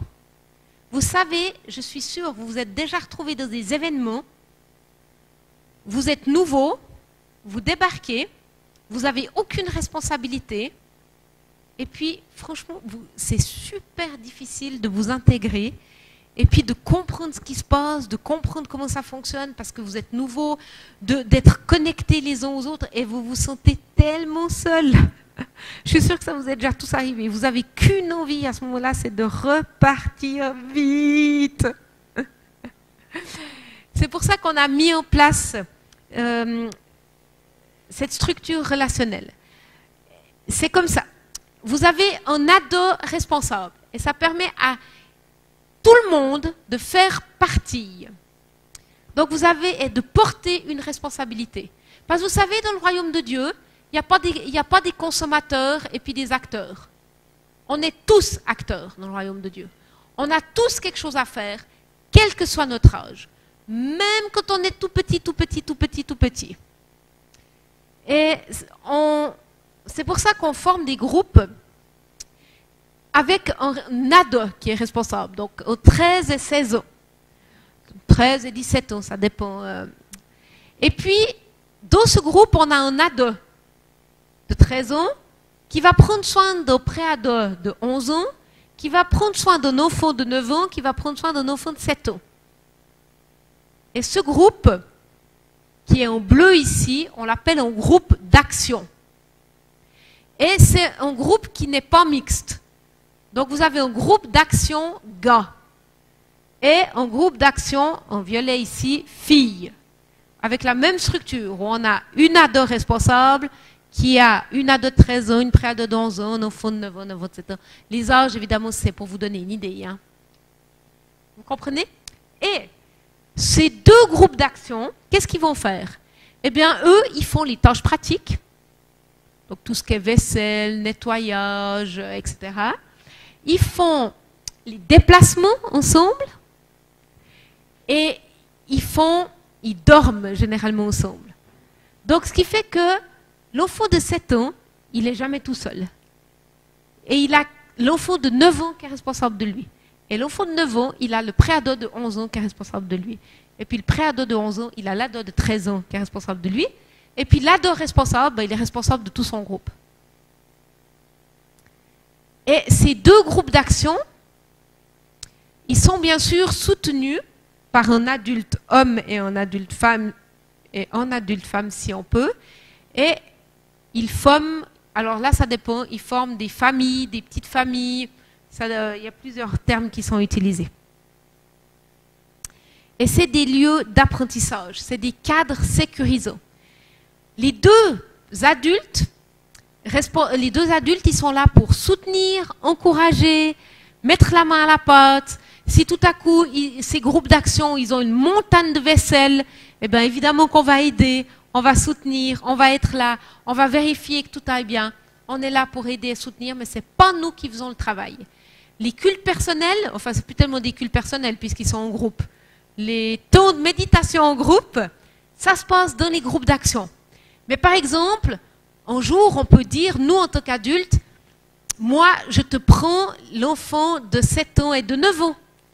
Comme ça, toi, tu peux te concentrer en tant qu'ado avec les plus grands, puis moi, je te prends les plus petits une fois. Parce que c'est pas facile hein, de mener des temps de culte personnel quand on a tous les âges mélangés. Et on donne ce cadre sécurisant qui est là pour les enfants et qui leur permet de grandir. Dans la foi, de son identité, de sa relation aux autres, de son esprit de service. On apprend des uns des autres, on reçoit les uns des autres. Et puis, c'est important que chacun se sente en confiance.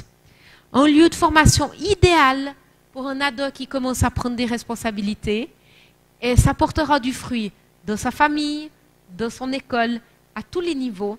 Et combien de parents nous ont dit « Oh là là, incroyable, mon enfant là, j'ai réalisé qu'il sait faire plein de choses, que je peux lui demander plein de choses. » Parce qu'on lui a donné l'occasion de les exercer, de les mettre en pratique. J'ai découvert mon fils, notre petit dernier. Vous savez, il est petit dernier de 5. Donc, au fait, il se plaît bien dans la position petit dernier parce que tout le monde lui fait un peu tout, évidemment. Hein. Et là, il s'est retrouvé en tournée l'année passée. Et puis, il avait l'âge d'être totalement participant, donc pleinement parti dans un groupe d'action. Et puis, il y a été, mais il a été responsable d'un plus jeune que lui. Et je l'ai découvert parce qu'il a fait ça avec brio et il a aimé ça. Mais il ne se serait jamais retrouvé dans cette configuration à la maison, puisqu'il est le petit dernier. Mais là, le fait est, depuis, il aime prendre soin des plus jeunes. Et puis, j'ai vu qu'il était super responsable, toujours prêt à l'heure, avec son sac qui était prêt. Je n'étais époustouflée, j'étais là. Je ne le connaissais pas comme ça. Et il s'est responsabilisé parce qu'il a dû se responsabiliser, parce qu'il n'a pas 4 frères et sœurs grands et une maman qui lui dit « Allez, prépare-toi, pose ça ci, pose ça ça ». Il a dû faire ça tout seul. Et en fait, c'est quelque chose qu'il sait très bien faire. Et ça nous a beaucoup appris, en fait. Et c'est dans ce cadre-là qu'il a pu l'expérimenter. Je vous ai mis ça pour vous faire très très peur. Ça, c'est la structure. Je ne vais pas vous l'expliquer dans les détails parce qu'on va y passer la nuit. Mais c'est une structure qu'on a mis en place pour vous dire jusqu'où ça peut devenir complexe dans notre camp de 1000 personnes. Quand on arrive à ce stade-là, on avait tellement d'équipes et tellement de choses et de soutien qu'on en est arrivé à construire cet organigramme tellement complexe. Vous pourrez méditer dessus. Mais il marche, il fonctionne très bien. Voilà, qui nous a servi. Et si vous avez bien écouté ce que je vous ai dit avant, si vous regardez cet organigramme, vous trouverez tout de suite la place de Guy. Parce qu'il a une place rien que pour lui, comme je vous ai dit qu'on adaptait les structures. Vous voyez pas, mais c'est marqué PVC, c'est en anglais Primary Vision Carrier, donc celui qui porte la vision en premier, hein, le premier porteur de vision. Et ben, il est là et puis il a sa place rien que pour lui ici. Voilà, ça c'est Guy.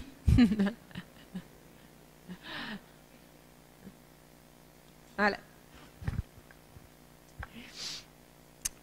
Je ne vais pas m'étaler plus là-dessus, c'était juste pour vous montrer voilà, qu'il ne faut pas se laisser coincer parce qu'on a l'habitude, mais créer des structures qui nous servent. Cahier des charges, eh bien c'est bien qu'on puisse avoir des cahiers des charges les plus précis possibles. Je vous mets des exemples ici qui seront à disposition, mais par exemple, pour la direction d'un événement, c'est quoi la mission ? planifier, préparer, présider les réunions de préparation de l'équipe. Alors nous, l'équipe dirigeante, on l'appelle l'équipe de pilotage. D'accord? C'est notre jargon à nous. Ainsi que les rencontres de cette équipe pendant l'événement. Ça, c'est la mission. D'accord? C'est ça qu'on attend d'elle. Puis après, il veille à ce que la préparation avance de manière à ce que tout soit prêt à l'échéance. Ça, c'est le rôle de la direction. Ces tâches principales, je ne vais pas toutes vous, mais voyez, dans le cahier des charges, elles sont toutes expliquées. Hein? On a, avant l'événement, voir le rétroplanning. Je vous montrerai tout de suite ce que c'est le rétroplanning. C'est pendant, qu'est-ce qu'il doit faire?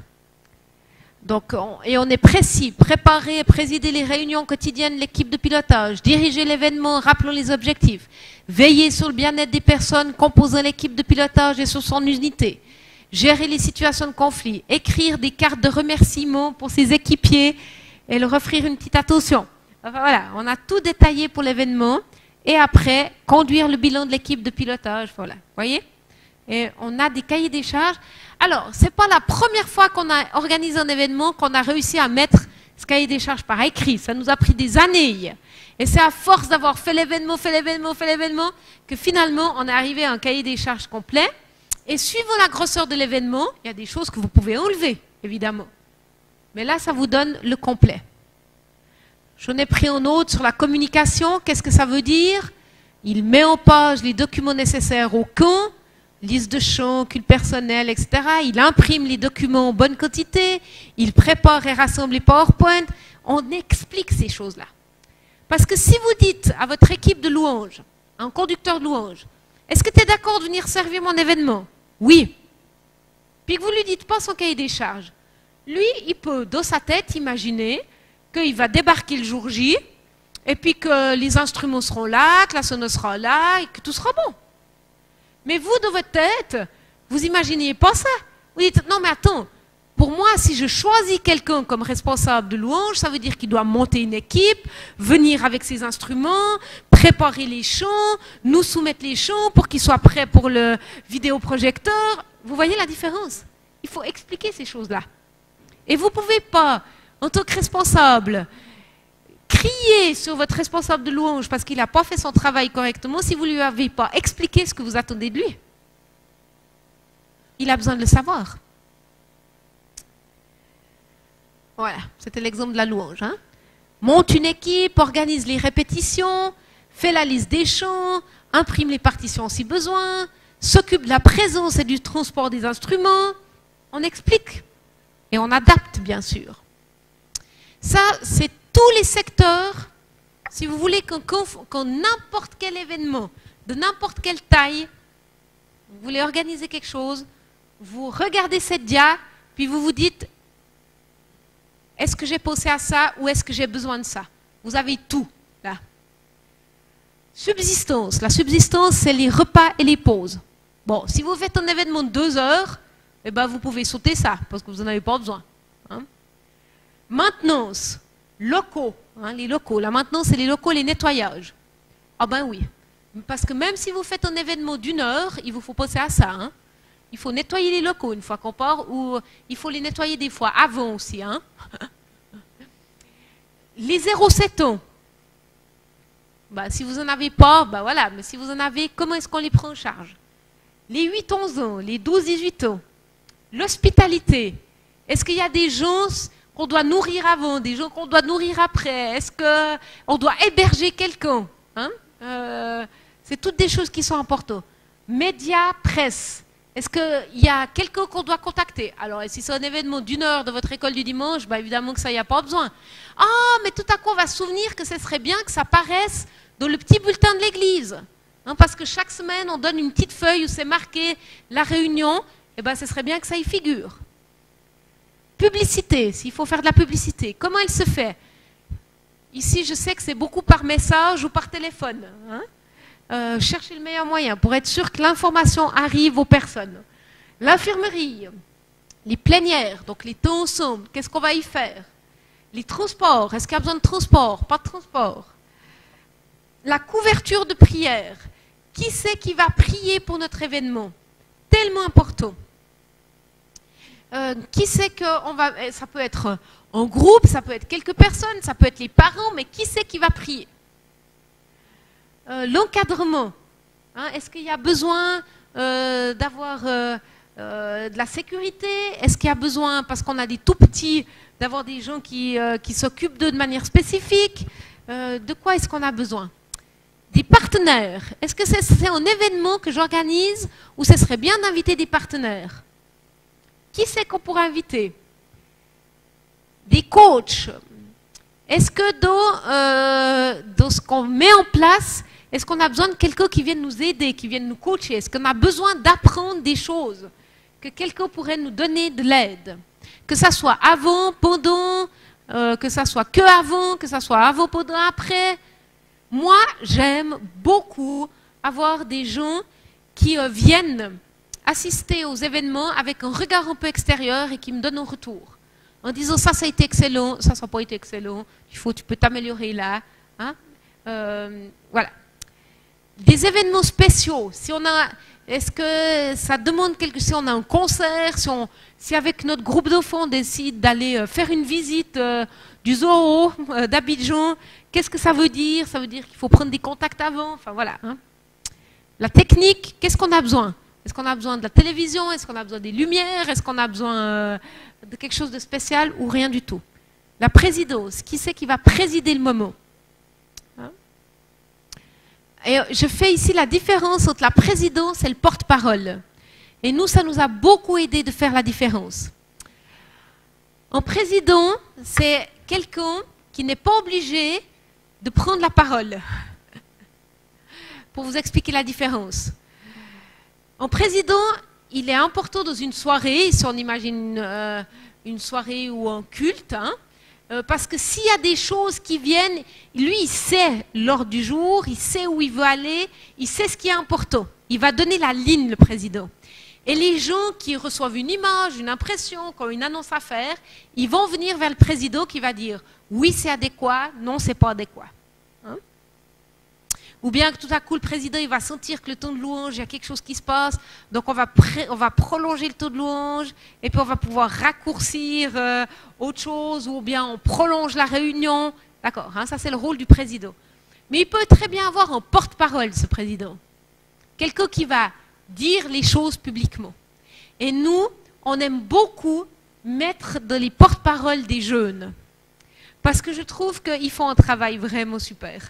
Ils ont cet enthousiasme, ils ont cette mise en scène, ils ont cette façon de nous faire rire et d'avoir pas la tête prise par les 355 annonces qu'on pense qu'on doit faire et puis les 50 sollicitations qu'on a parce que tout le monde nous court après, parce qu'il veut vraiment dire ce qu'il a envie de dire. Et puis on n'a plus le temps de vraiment réfléchir à la manière, de manière créative et joyeuse et voilà. Hein, de réfléchir un peu à la manière dont on va communiquer les choses. On peut travailler, et moi j'aime beaucoup travailler au binôme, en fait, avec un jeune. On fonctionnera comme ça au Cœur Boisquet, qui est porte-parole et qui travaille proche du président, et puis qui peuvent comme ça apprendre les uns des autres. Mais le porte-parole n'a pas le poids de la décision. L'administratif, bien sûr, les finances, qu'on peut inclure dans l'administratif, l'écoute et prière, comment est-ce qu'on se met à disposition des gens qui sont là pour les écouter, pour prier pour eux, s'assurer que dans chacun de nos événements, je vous l'ai dit quand on a partagé sur écouter, prier pour des enfants, qu'il y ait des gens qui soient disponibles pour écouter, hein, ou en tout cas un moment pour que les enfants puissent recevoir la prière et déposer leur fardeau si nécessaire. Les locaux et les sorties, s'il y a des sorties, qui sont prévus. Voilà. Évidemment, suivant la grosseur de votre événement, vous pouvez enlever tout plein de ces choses. Et puis, si vous organisez un immense événement, ben, vous avez toutes ces choses auxquelles il vous faut penser.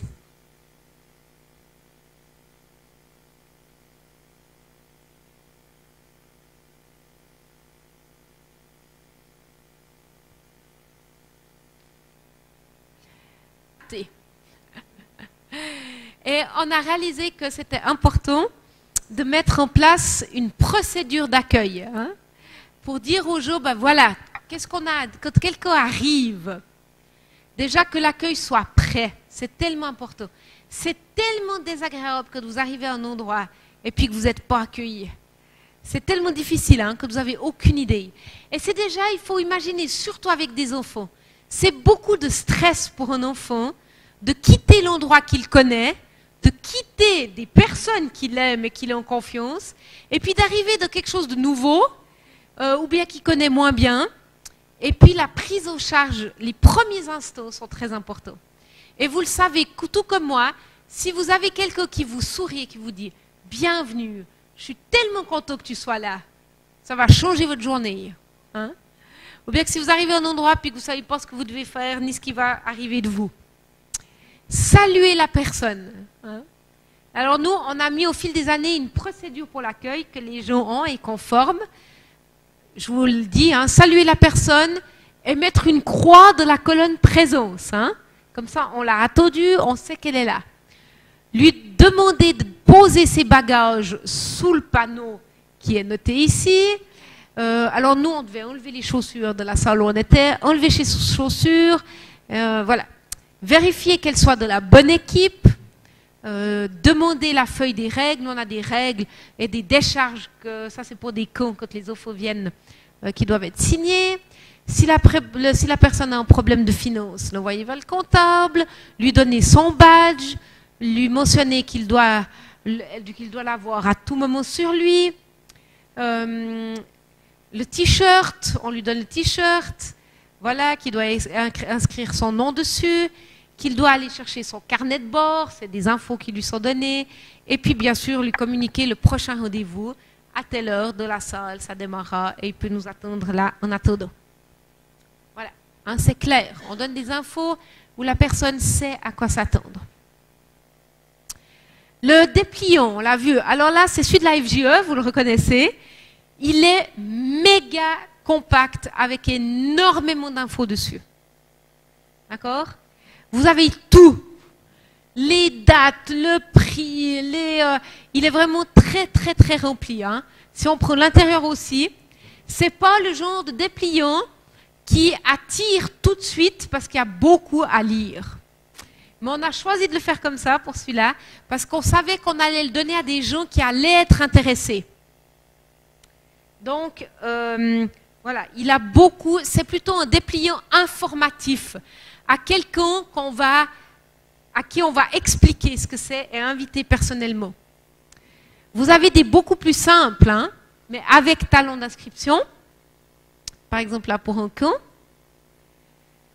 Et puis, vous avez vraiment la version super méga simple maintenant, où c'est que ça. Et là, uniquement, c'est pour que les gens se rappellent qu'il y a un camp park. C'est des gens qui sont habitués et puis qui savent où aller après chercher toutes les infos nécessaires. D'accord? Donc vous voyez, tous ces... Mais là, on met ça dans le présentoir d'une église, et puis les gens, ils reconnaissent le logo du service park. Ah oui, il faut que je m'inscrive au service park. Il est tout simple et il n'y a pas beaucoup d'écrits dessus.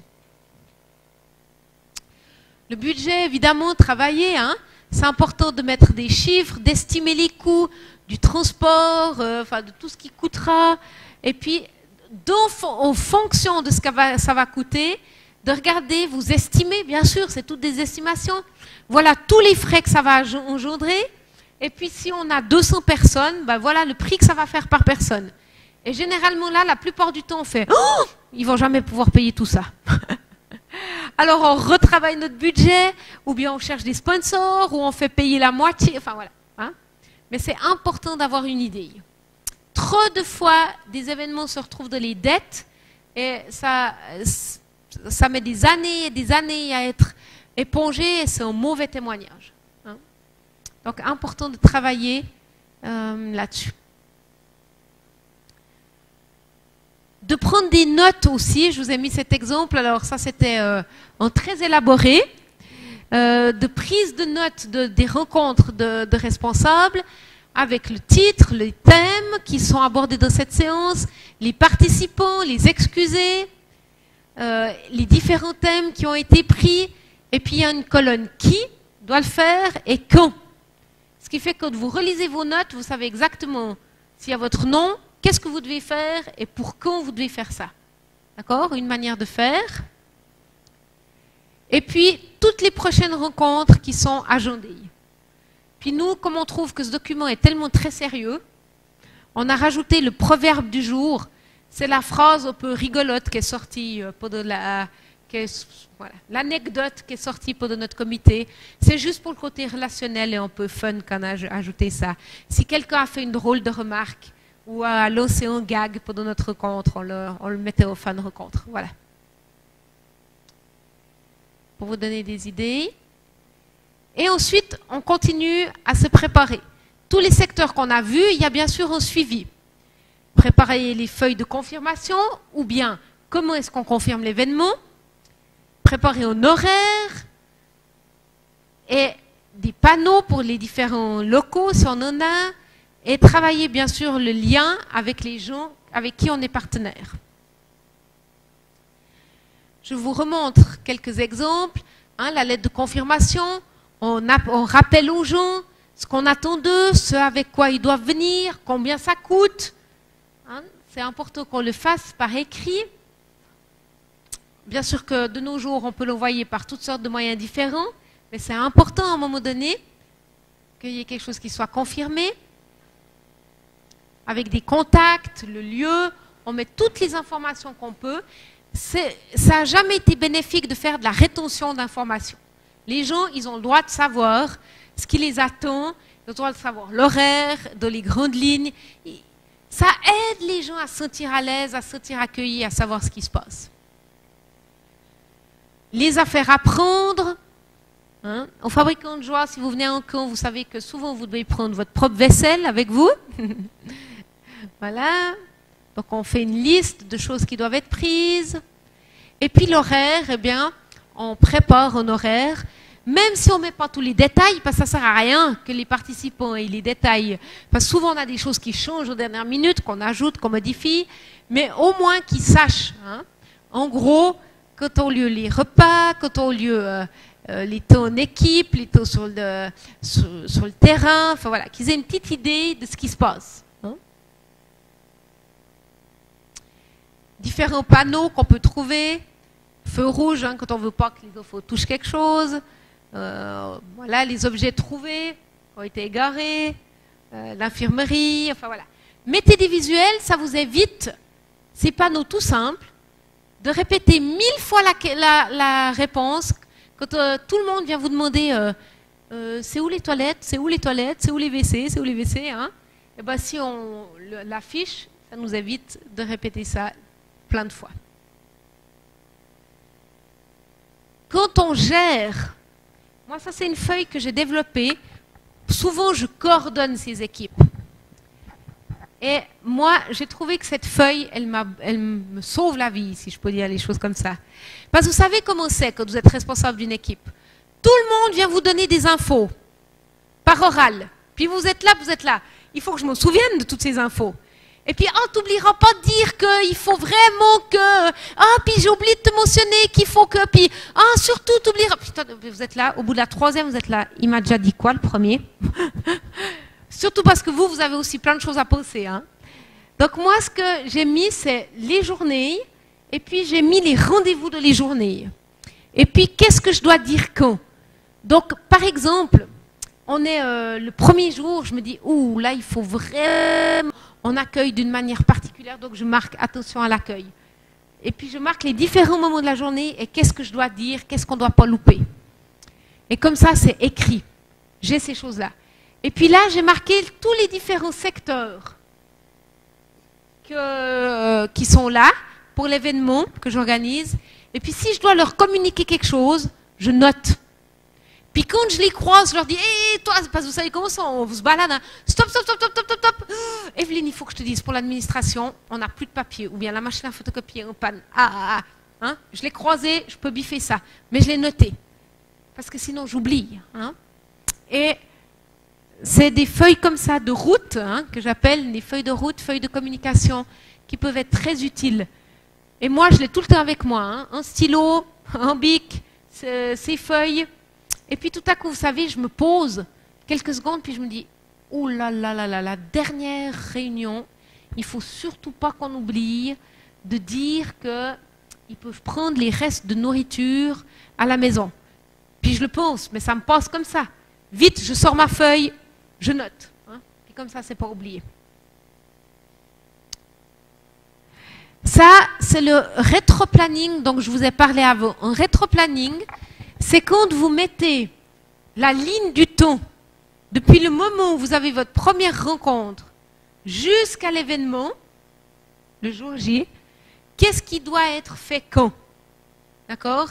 Et vous pouvez vous référer, voilà ce qui doit être fait, à quel moment, pour être sûr de ne pas vous laisser prendre de cours.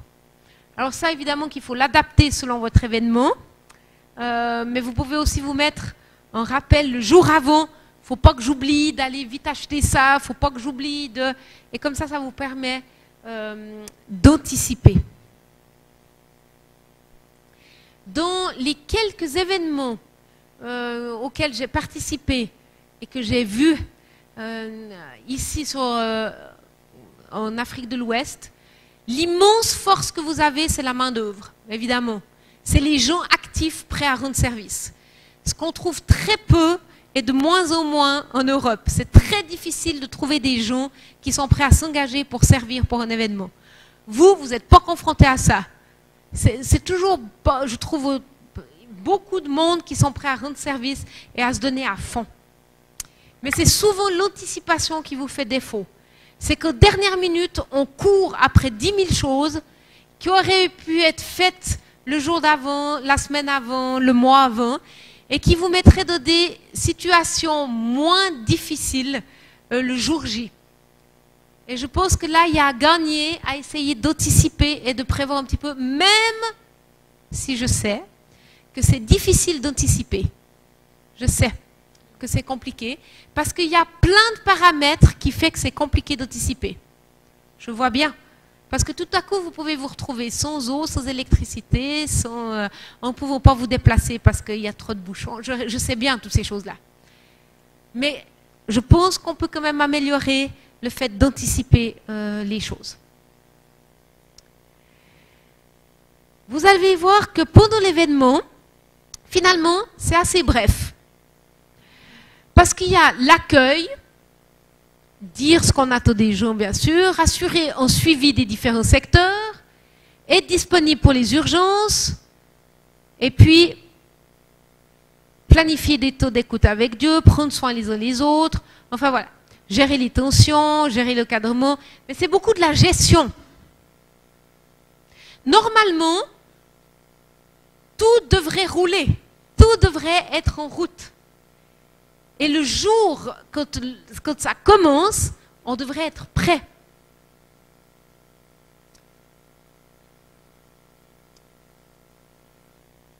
Et en fin d'événement, il y a bien sûr remercier les personnes, faire un bilan, toujours penser à communiquer la perspective d'avenir. Ah ben voilà, c'était un événement unique et puis merci beaucoup. Ou bien si vous pensez, ben voilà, on est en train de réfléchir à conduire cela voilà, une prochaine fois, ou dans une année, ou dans 6 mois, on vous tiendra informé. C'est important. Hein? Ou quel est le prochain rendez-vous? Comme là, vous le savez, enfin à 9h-2, chaque mercredi soir, je vous dis à la semaine prochaine, mercredi 18h30. Ou bien à samedi prochain, à 9h. Hein? On donne le prochain rendez-vous. Il y a toute la gestion des objets trouvés, des restes. Pardon, j'étais un peu vite. Voilà. Et puis, de faire un bilan. Alors, il y a plusieurs formes de faire des bilans. On peut faire des bilans, bien sûr, écrits. La forme la plus simple de bilan, si on est très pressé, c'est de dire, vous avez trouvé comment aujourd'hui? Super, moyen, nul. Hein? Ça, c'est le moyen le plus rapide de faire un bilan. Et puis, tout le monde peut montrer, ça vous prend trop de secondes. Et puis, il y a poser des questions à l'oral, poser des questions aussi à l'écrit, avec un formulaire. Expérience faite, si vous faites le formulaire, c'est mieux de dégager du temps lors de la dernière rencontre pour que les gens vous le remplissent et vous le redonnent tout de suite, parce que sinon ils ne vont pas vous le renvoyer. C'est très rare que, à part des gens vraiment très disciplinés, mais vous en perdrez trop. Et donc, si vous voulez aller sur un bilan écrit, c'est mieux que les gens le remplissent. Vous dégagez du temps pour qu'ils vous le remplissent et vous le redonnent tout de suite.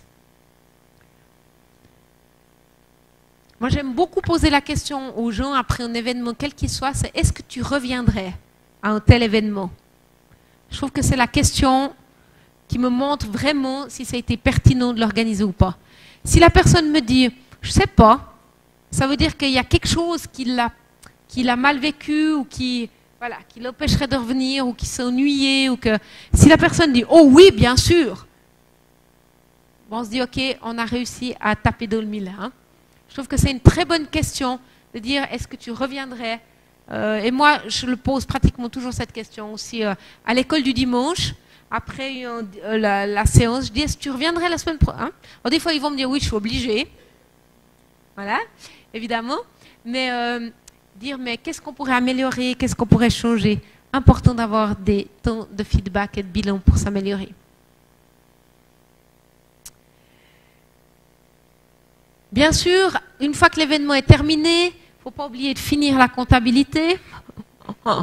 Voilà. Faire un bilan, des bilans avec l'équipe. Gérer des situations post-camp si c'est nécessaire.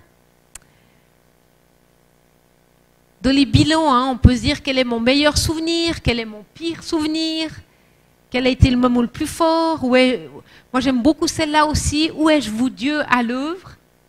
Où est-ce que j'ai vu Dieu? Comment ai-je vécu personnellement cette activité? Comment ai-je vécu mon rôle?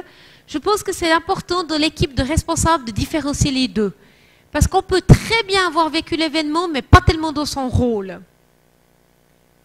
Des fois, il peut y avoir une différence. Et puis on se dit, oui, je veux revenir à un tel événement, mais pas dans ce rôle-là, parce que j'ai réalisé que je n'étais pas fait pour ça. Hein? Ou bien il y a ça et ça qui a été trop difficile dans mon rôle. Qu'est-ce qui a bien fonctionné et que nous pourrions utiliser à nouveau tel quel? Qu'est-ce qu'il y aurait à ajuster, à améliorer? De toute façon, il y a toujours plein de choses qu'on pourrait ajuster, améliorer. C'est tout le temps comme ça. Hein? Mais c'est important qu'on retienne aussi les bonnes. Et quand je redémarre une activité de la même sorte, je reprends le bilan de l'équipe d'avant sur ce qui a bien fonctionné. Parce que ça ne sert à rien de réinventer la roue à chaque événement. Hein? On peut se baser sur ce qui a été pris.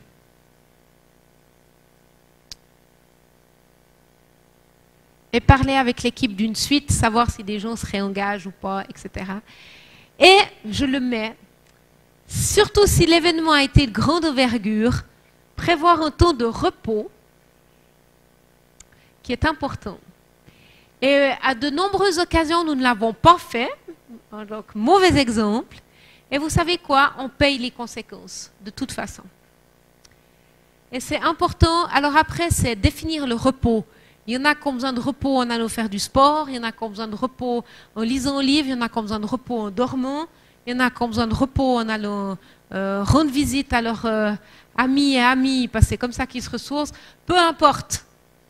Mais pensez après un événement, même votre école du dimanche, vos 2-3 heures d'école du dimanche le dimanche, comment vous allez récupérer? Si vous voulez tenir sur le long terme, c'est important. Même si ça veut dire une sieste de 15 minutes. Hein? Mais comment est-ce qu'on va récupérer? Et puis, si on a une famille, c'est important qu'on prévoie aussi de comment est-ce qu'on va vivre le retour de l'événement en famille.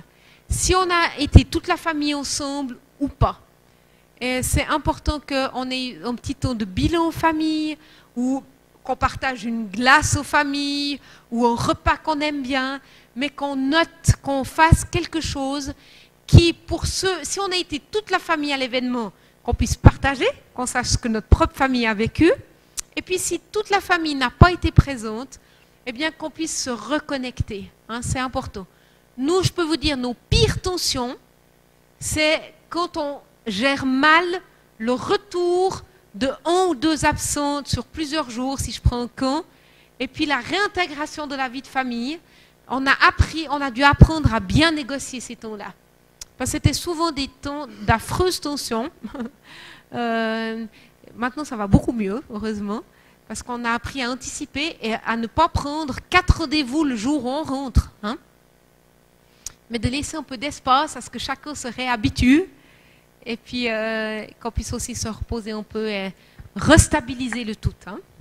Et c'est important. Le plus gros du travail, il a été effectué dans quelle phase?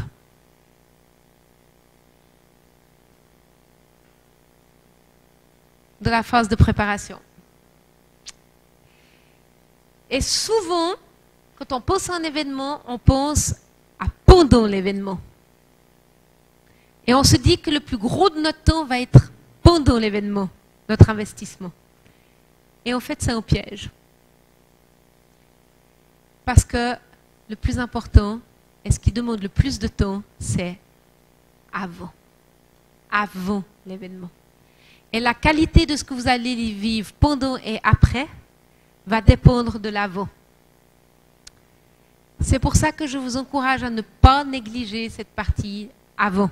N'importe quel événement. Que cet événement il soit de 30 minutes à 3 semaines, ne négligez pas l'avant. Et vous le savez bien si vous avez des familles, que vous pouvez préparer la plus belle sortie, que si vous n'avez pas préparé votre famille comme il faut avant, ou préparer l'événement avant, ça peut être vite foireux. Hein? Parce que la préparation est importante.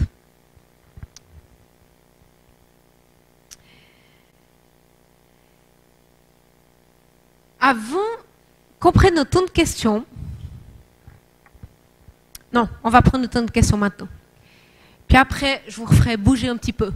Parce que la scène de départ, même si vous ne l'avez pas vue, vous allez pouvoir la retravailler en trio.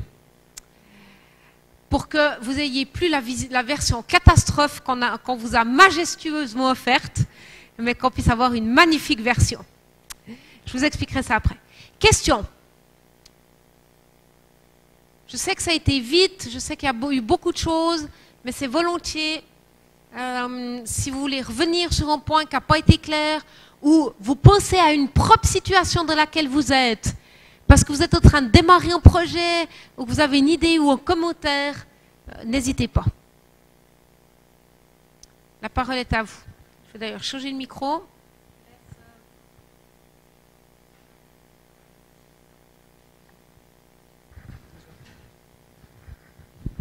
Deux, ouais. Si vous avez un commentaire, une question.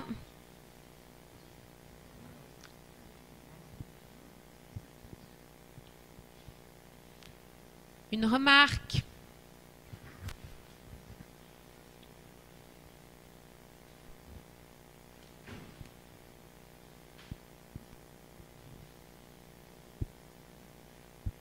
Vous êtes en phase de digestion.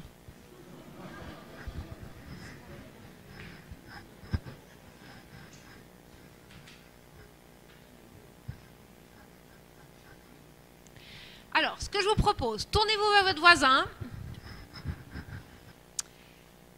par 2, ou 3, c'est égal, et puis, dites-lui ce qui vous a interpellé, questionné, ce que vous avez appris de nouveau ce soir, ou ce qui vous a refait tilt, parce que vous êtes dans un projet, vous vous êtes dit « Ah oui, c'est vrai, j'ai réalisé ça parce que je l'avais oublié ».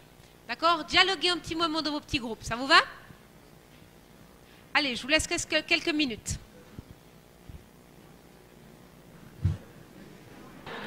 Voilà, dire que vous vouliez pas parler avant, hein? Puis là, j'arrive pas à vous arrêter, hein? Voilà, finalement, vous aviez quand même plein de choses à dire, hein? Super. Est-ce que ça nous intéresserait d'avoir quelques feedbacks de ce que vous avez partagé dans vos groupes? S'il y a une interrogation qui est venue, ou finalement quel était le thème de votre discussion? Si quelques groupes pouvaient nous partager, ce serait super, pour qu'on puisse s'enrichir les uns les autres. Vous avez beaucoup écouté ce soir. La semaine passée, c'était différent, hein? Vous voyez que chaque fois c'est différent. Alors, François, tu peux revenir tout devant. Raphaël. qui aimerait dire quelque chose. On a échangé un peu, et moi, ce qui m'a particulièrement marqué, c'est il est mieux de planifier que d'improviser. Oui à la planification et non à l'improvisation, parce que cela entraîne la précipitation et puis après c'est la catastrophe. Mais par contre, j'ai une question sur le président, le porte-parole et le coordinateur. Le porte-parole, bon, si on peut avoir un peu plus de précision sur le président et le coordinateur, c'est la même chose ou il y a une différence encore? Oui, alors je reviens, je viens là-dessus. Je veux juste rebondir sur ta première remarque. Je pense que je dirais pas non à l'improvisation, moi, parce que c'est important de rester souple. Oui. S'il y a tout à coup des choses qui reviennent et puis qu'on sent que c'est ça, que c'est juste, il faut qu'on ait cette souplesse à l'improvisation. Mais je pense que l'improvisation, elle sera meilleure si on est bien préparé. Parce que plus on est préparé, à mon avis, plus on est prêt à improviser et à être souple sur le moment même. Donc je pense que je rejoins ce que tu dis dans cette partie. Une bonne préparation, une bonne anticipation va permettre une bonne souplesse, parce qu'on ne sera pas, si je peux utiliser cette expression, le nez dans le guidon quand on va être dans l'événement, mais on pourra prendre un peu de recul parce qu'on sera relax, parce qu'on sait où on va. Et on sera ouvert à l'improvisation. Et moi, je vous en prie, soyez souple dans ce que vous organisez pour être sensible à la manière dont les gens, être sensible à comment les gens réagissent. Si vous voyez que ça ne prend pas du tout, arrêtez. Si les gens réagissent bien à une chose, vous avez vu là ce soir, quand je vous ai fait poser les questions au début, il n'y avait rien du tout, je n'ai pas insisté. Je vous ai mis par groupe, vous êtes inarrêtable. Hein? Voilà. Mais c'est parce que je savais, mon but c'était de vous faire partager. Si un moyen ne marche pas, on en utilise un autre. Mais parce que ça a été préparé. Maintenant, pour revenir à la question du porte-parole, du président et du coordinateur, dans l'exemple que j'ai cité, c'est plutôt dans le cadre d'une réunion. Et dans ce cadre d'une réunion, style en culte ou une soirée de prière ou d'intercession, on a le porte-parole qui est différent du président, parce qu'en porte-parole, la grande différence, c'est qu'il n'a pas de pouvoir décisionnel. En porte-parole, il rapporte la parole du président. Donc si on veut, c'est le porte-voix du président qui, lui, va prendre les décisions. C'est ça la distinction qu'on peut faire. Je prends cet exemple, on a dans une présidence, tout à coup, on a un temps où il y a des paroles prophétiques qui arrivent. Les gens, ils vont venir les soumettre au président, qui va dire si oui ou non elles peuvent être dites et proclamées à toute l'Assemblée, par exemple. Et puis, il va donner le feu vert au porte-parole d'introduire ces personnes, par exemple. Tu vois, le porte-parole, il n'a pas de pouvoir décisionnel. Ce n'est pas lui qui décide si on peut rallonger un taux de louange, raccourcir une prédication. Ça, c'est le président qui fait. Maintenant, pour moi, tu as utilisé le mode coordinateur. Pour moi, c'est plutôt, on peut avoir un coordinateur d'événements et puis un président d'un moment. Ça dépend des termes que vous utilisez. Le coordinateur, si on est vraiment dans le sens strict du mot, un coordinateur, il coordonne. Donc, techniquement, il ne prend pas de décision non plus, hein, un coordinateur. Il fait que les choses se passent, un coordinateur. Mais il n'a pas le pouvoir décisionnel, un coordinateur. Un président, s'il préside, il a l'autorité de prendre la décision. C'est pour ça qu'il faut bien définir les titres qu'on donne. Hein. Un directeur, il dirige, donc il a le pouvoir de décision aussi. Un facilitateur ou un coordinateur, logiquement, pas. C'est en équipe complète qui prenne la décision. Et il met en place les choses pour que les décisions puissent être prises, mais il ne prend pas de décision. Si on est vraiment très strict sur la terminologie. Ouais. C'est l'exécutif. Oui, exactement.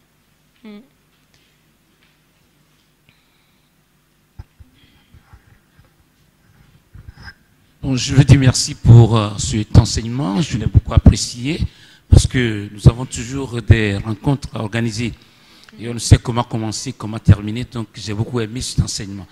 Mais par contre, il y a une préoccupation personnelle parce qu'ici, quand on organise des rencontres, les gens viennent en retard. Oui. On sait comment trouver solution à ce problème. Est-ce que vous avez quelques idées? Et c'est à moi que vous demandez ça?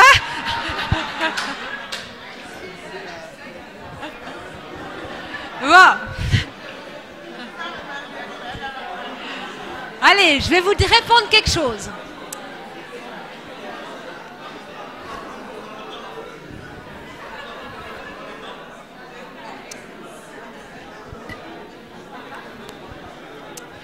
Je vais vous répondre quelque chose. Je suis convaincue que vous êtes tout à fait apte à tous être à l'heure. Ça, c'est ce que je suis convaincue. Et je pense qu'il y a des habitudes qui ont été prises qui font que, voilà, et il y a des circonstances, c'est vrai, on ne maîtrise pas toutes les circonstances. C'est une réalité, comme je l'ai dit, hein, tout à coup, grosse pluie, c'est compliqué de venir, je vois bien la réalité. Mais je pense que, et on l'a vécu, cette FJE, c'est la 23e session, 22e session aujourd'hui. On voit la première demi-heure, beaucoup de personnes qui arrivent, mais il y a des gens à 18h30 qui sont là. Donc ça veut dire que les gens sont capables d'être là à 18h30. Et puis après, il y a les aléas de la vie, voilà. Donc je peux pas, c'est pas moi qui vais dire comment est-ce qu'on peut... ça doit venir de vous la solution. Qu'est-ce que vous nous proposeriez, vous, pour que l'Afrique soit à l'heure?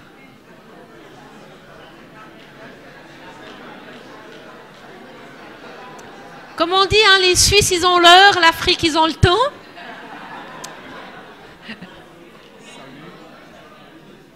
Vous ne croyez pas que c'est une question aussi de mentalité? Ou d'habitude? Je vous pose la question, hein, je ne sais pas.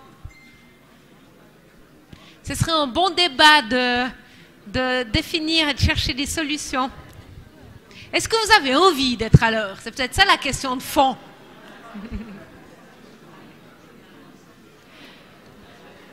Je conclue en disant que moi je suis convaincue que vous avez tous les moyens et la capacité d'être à l'heure. Voilà.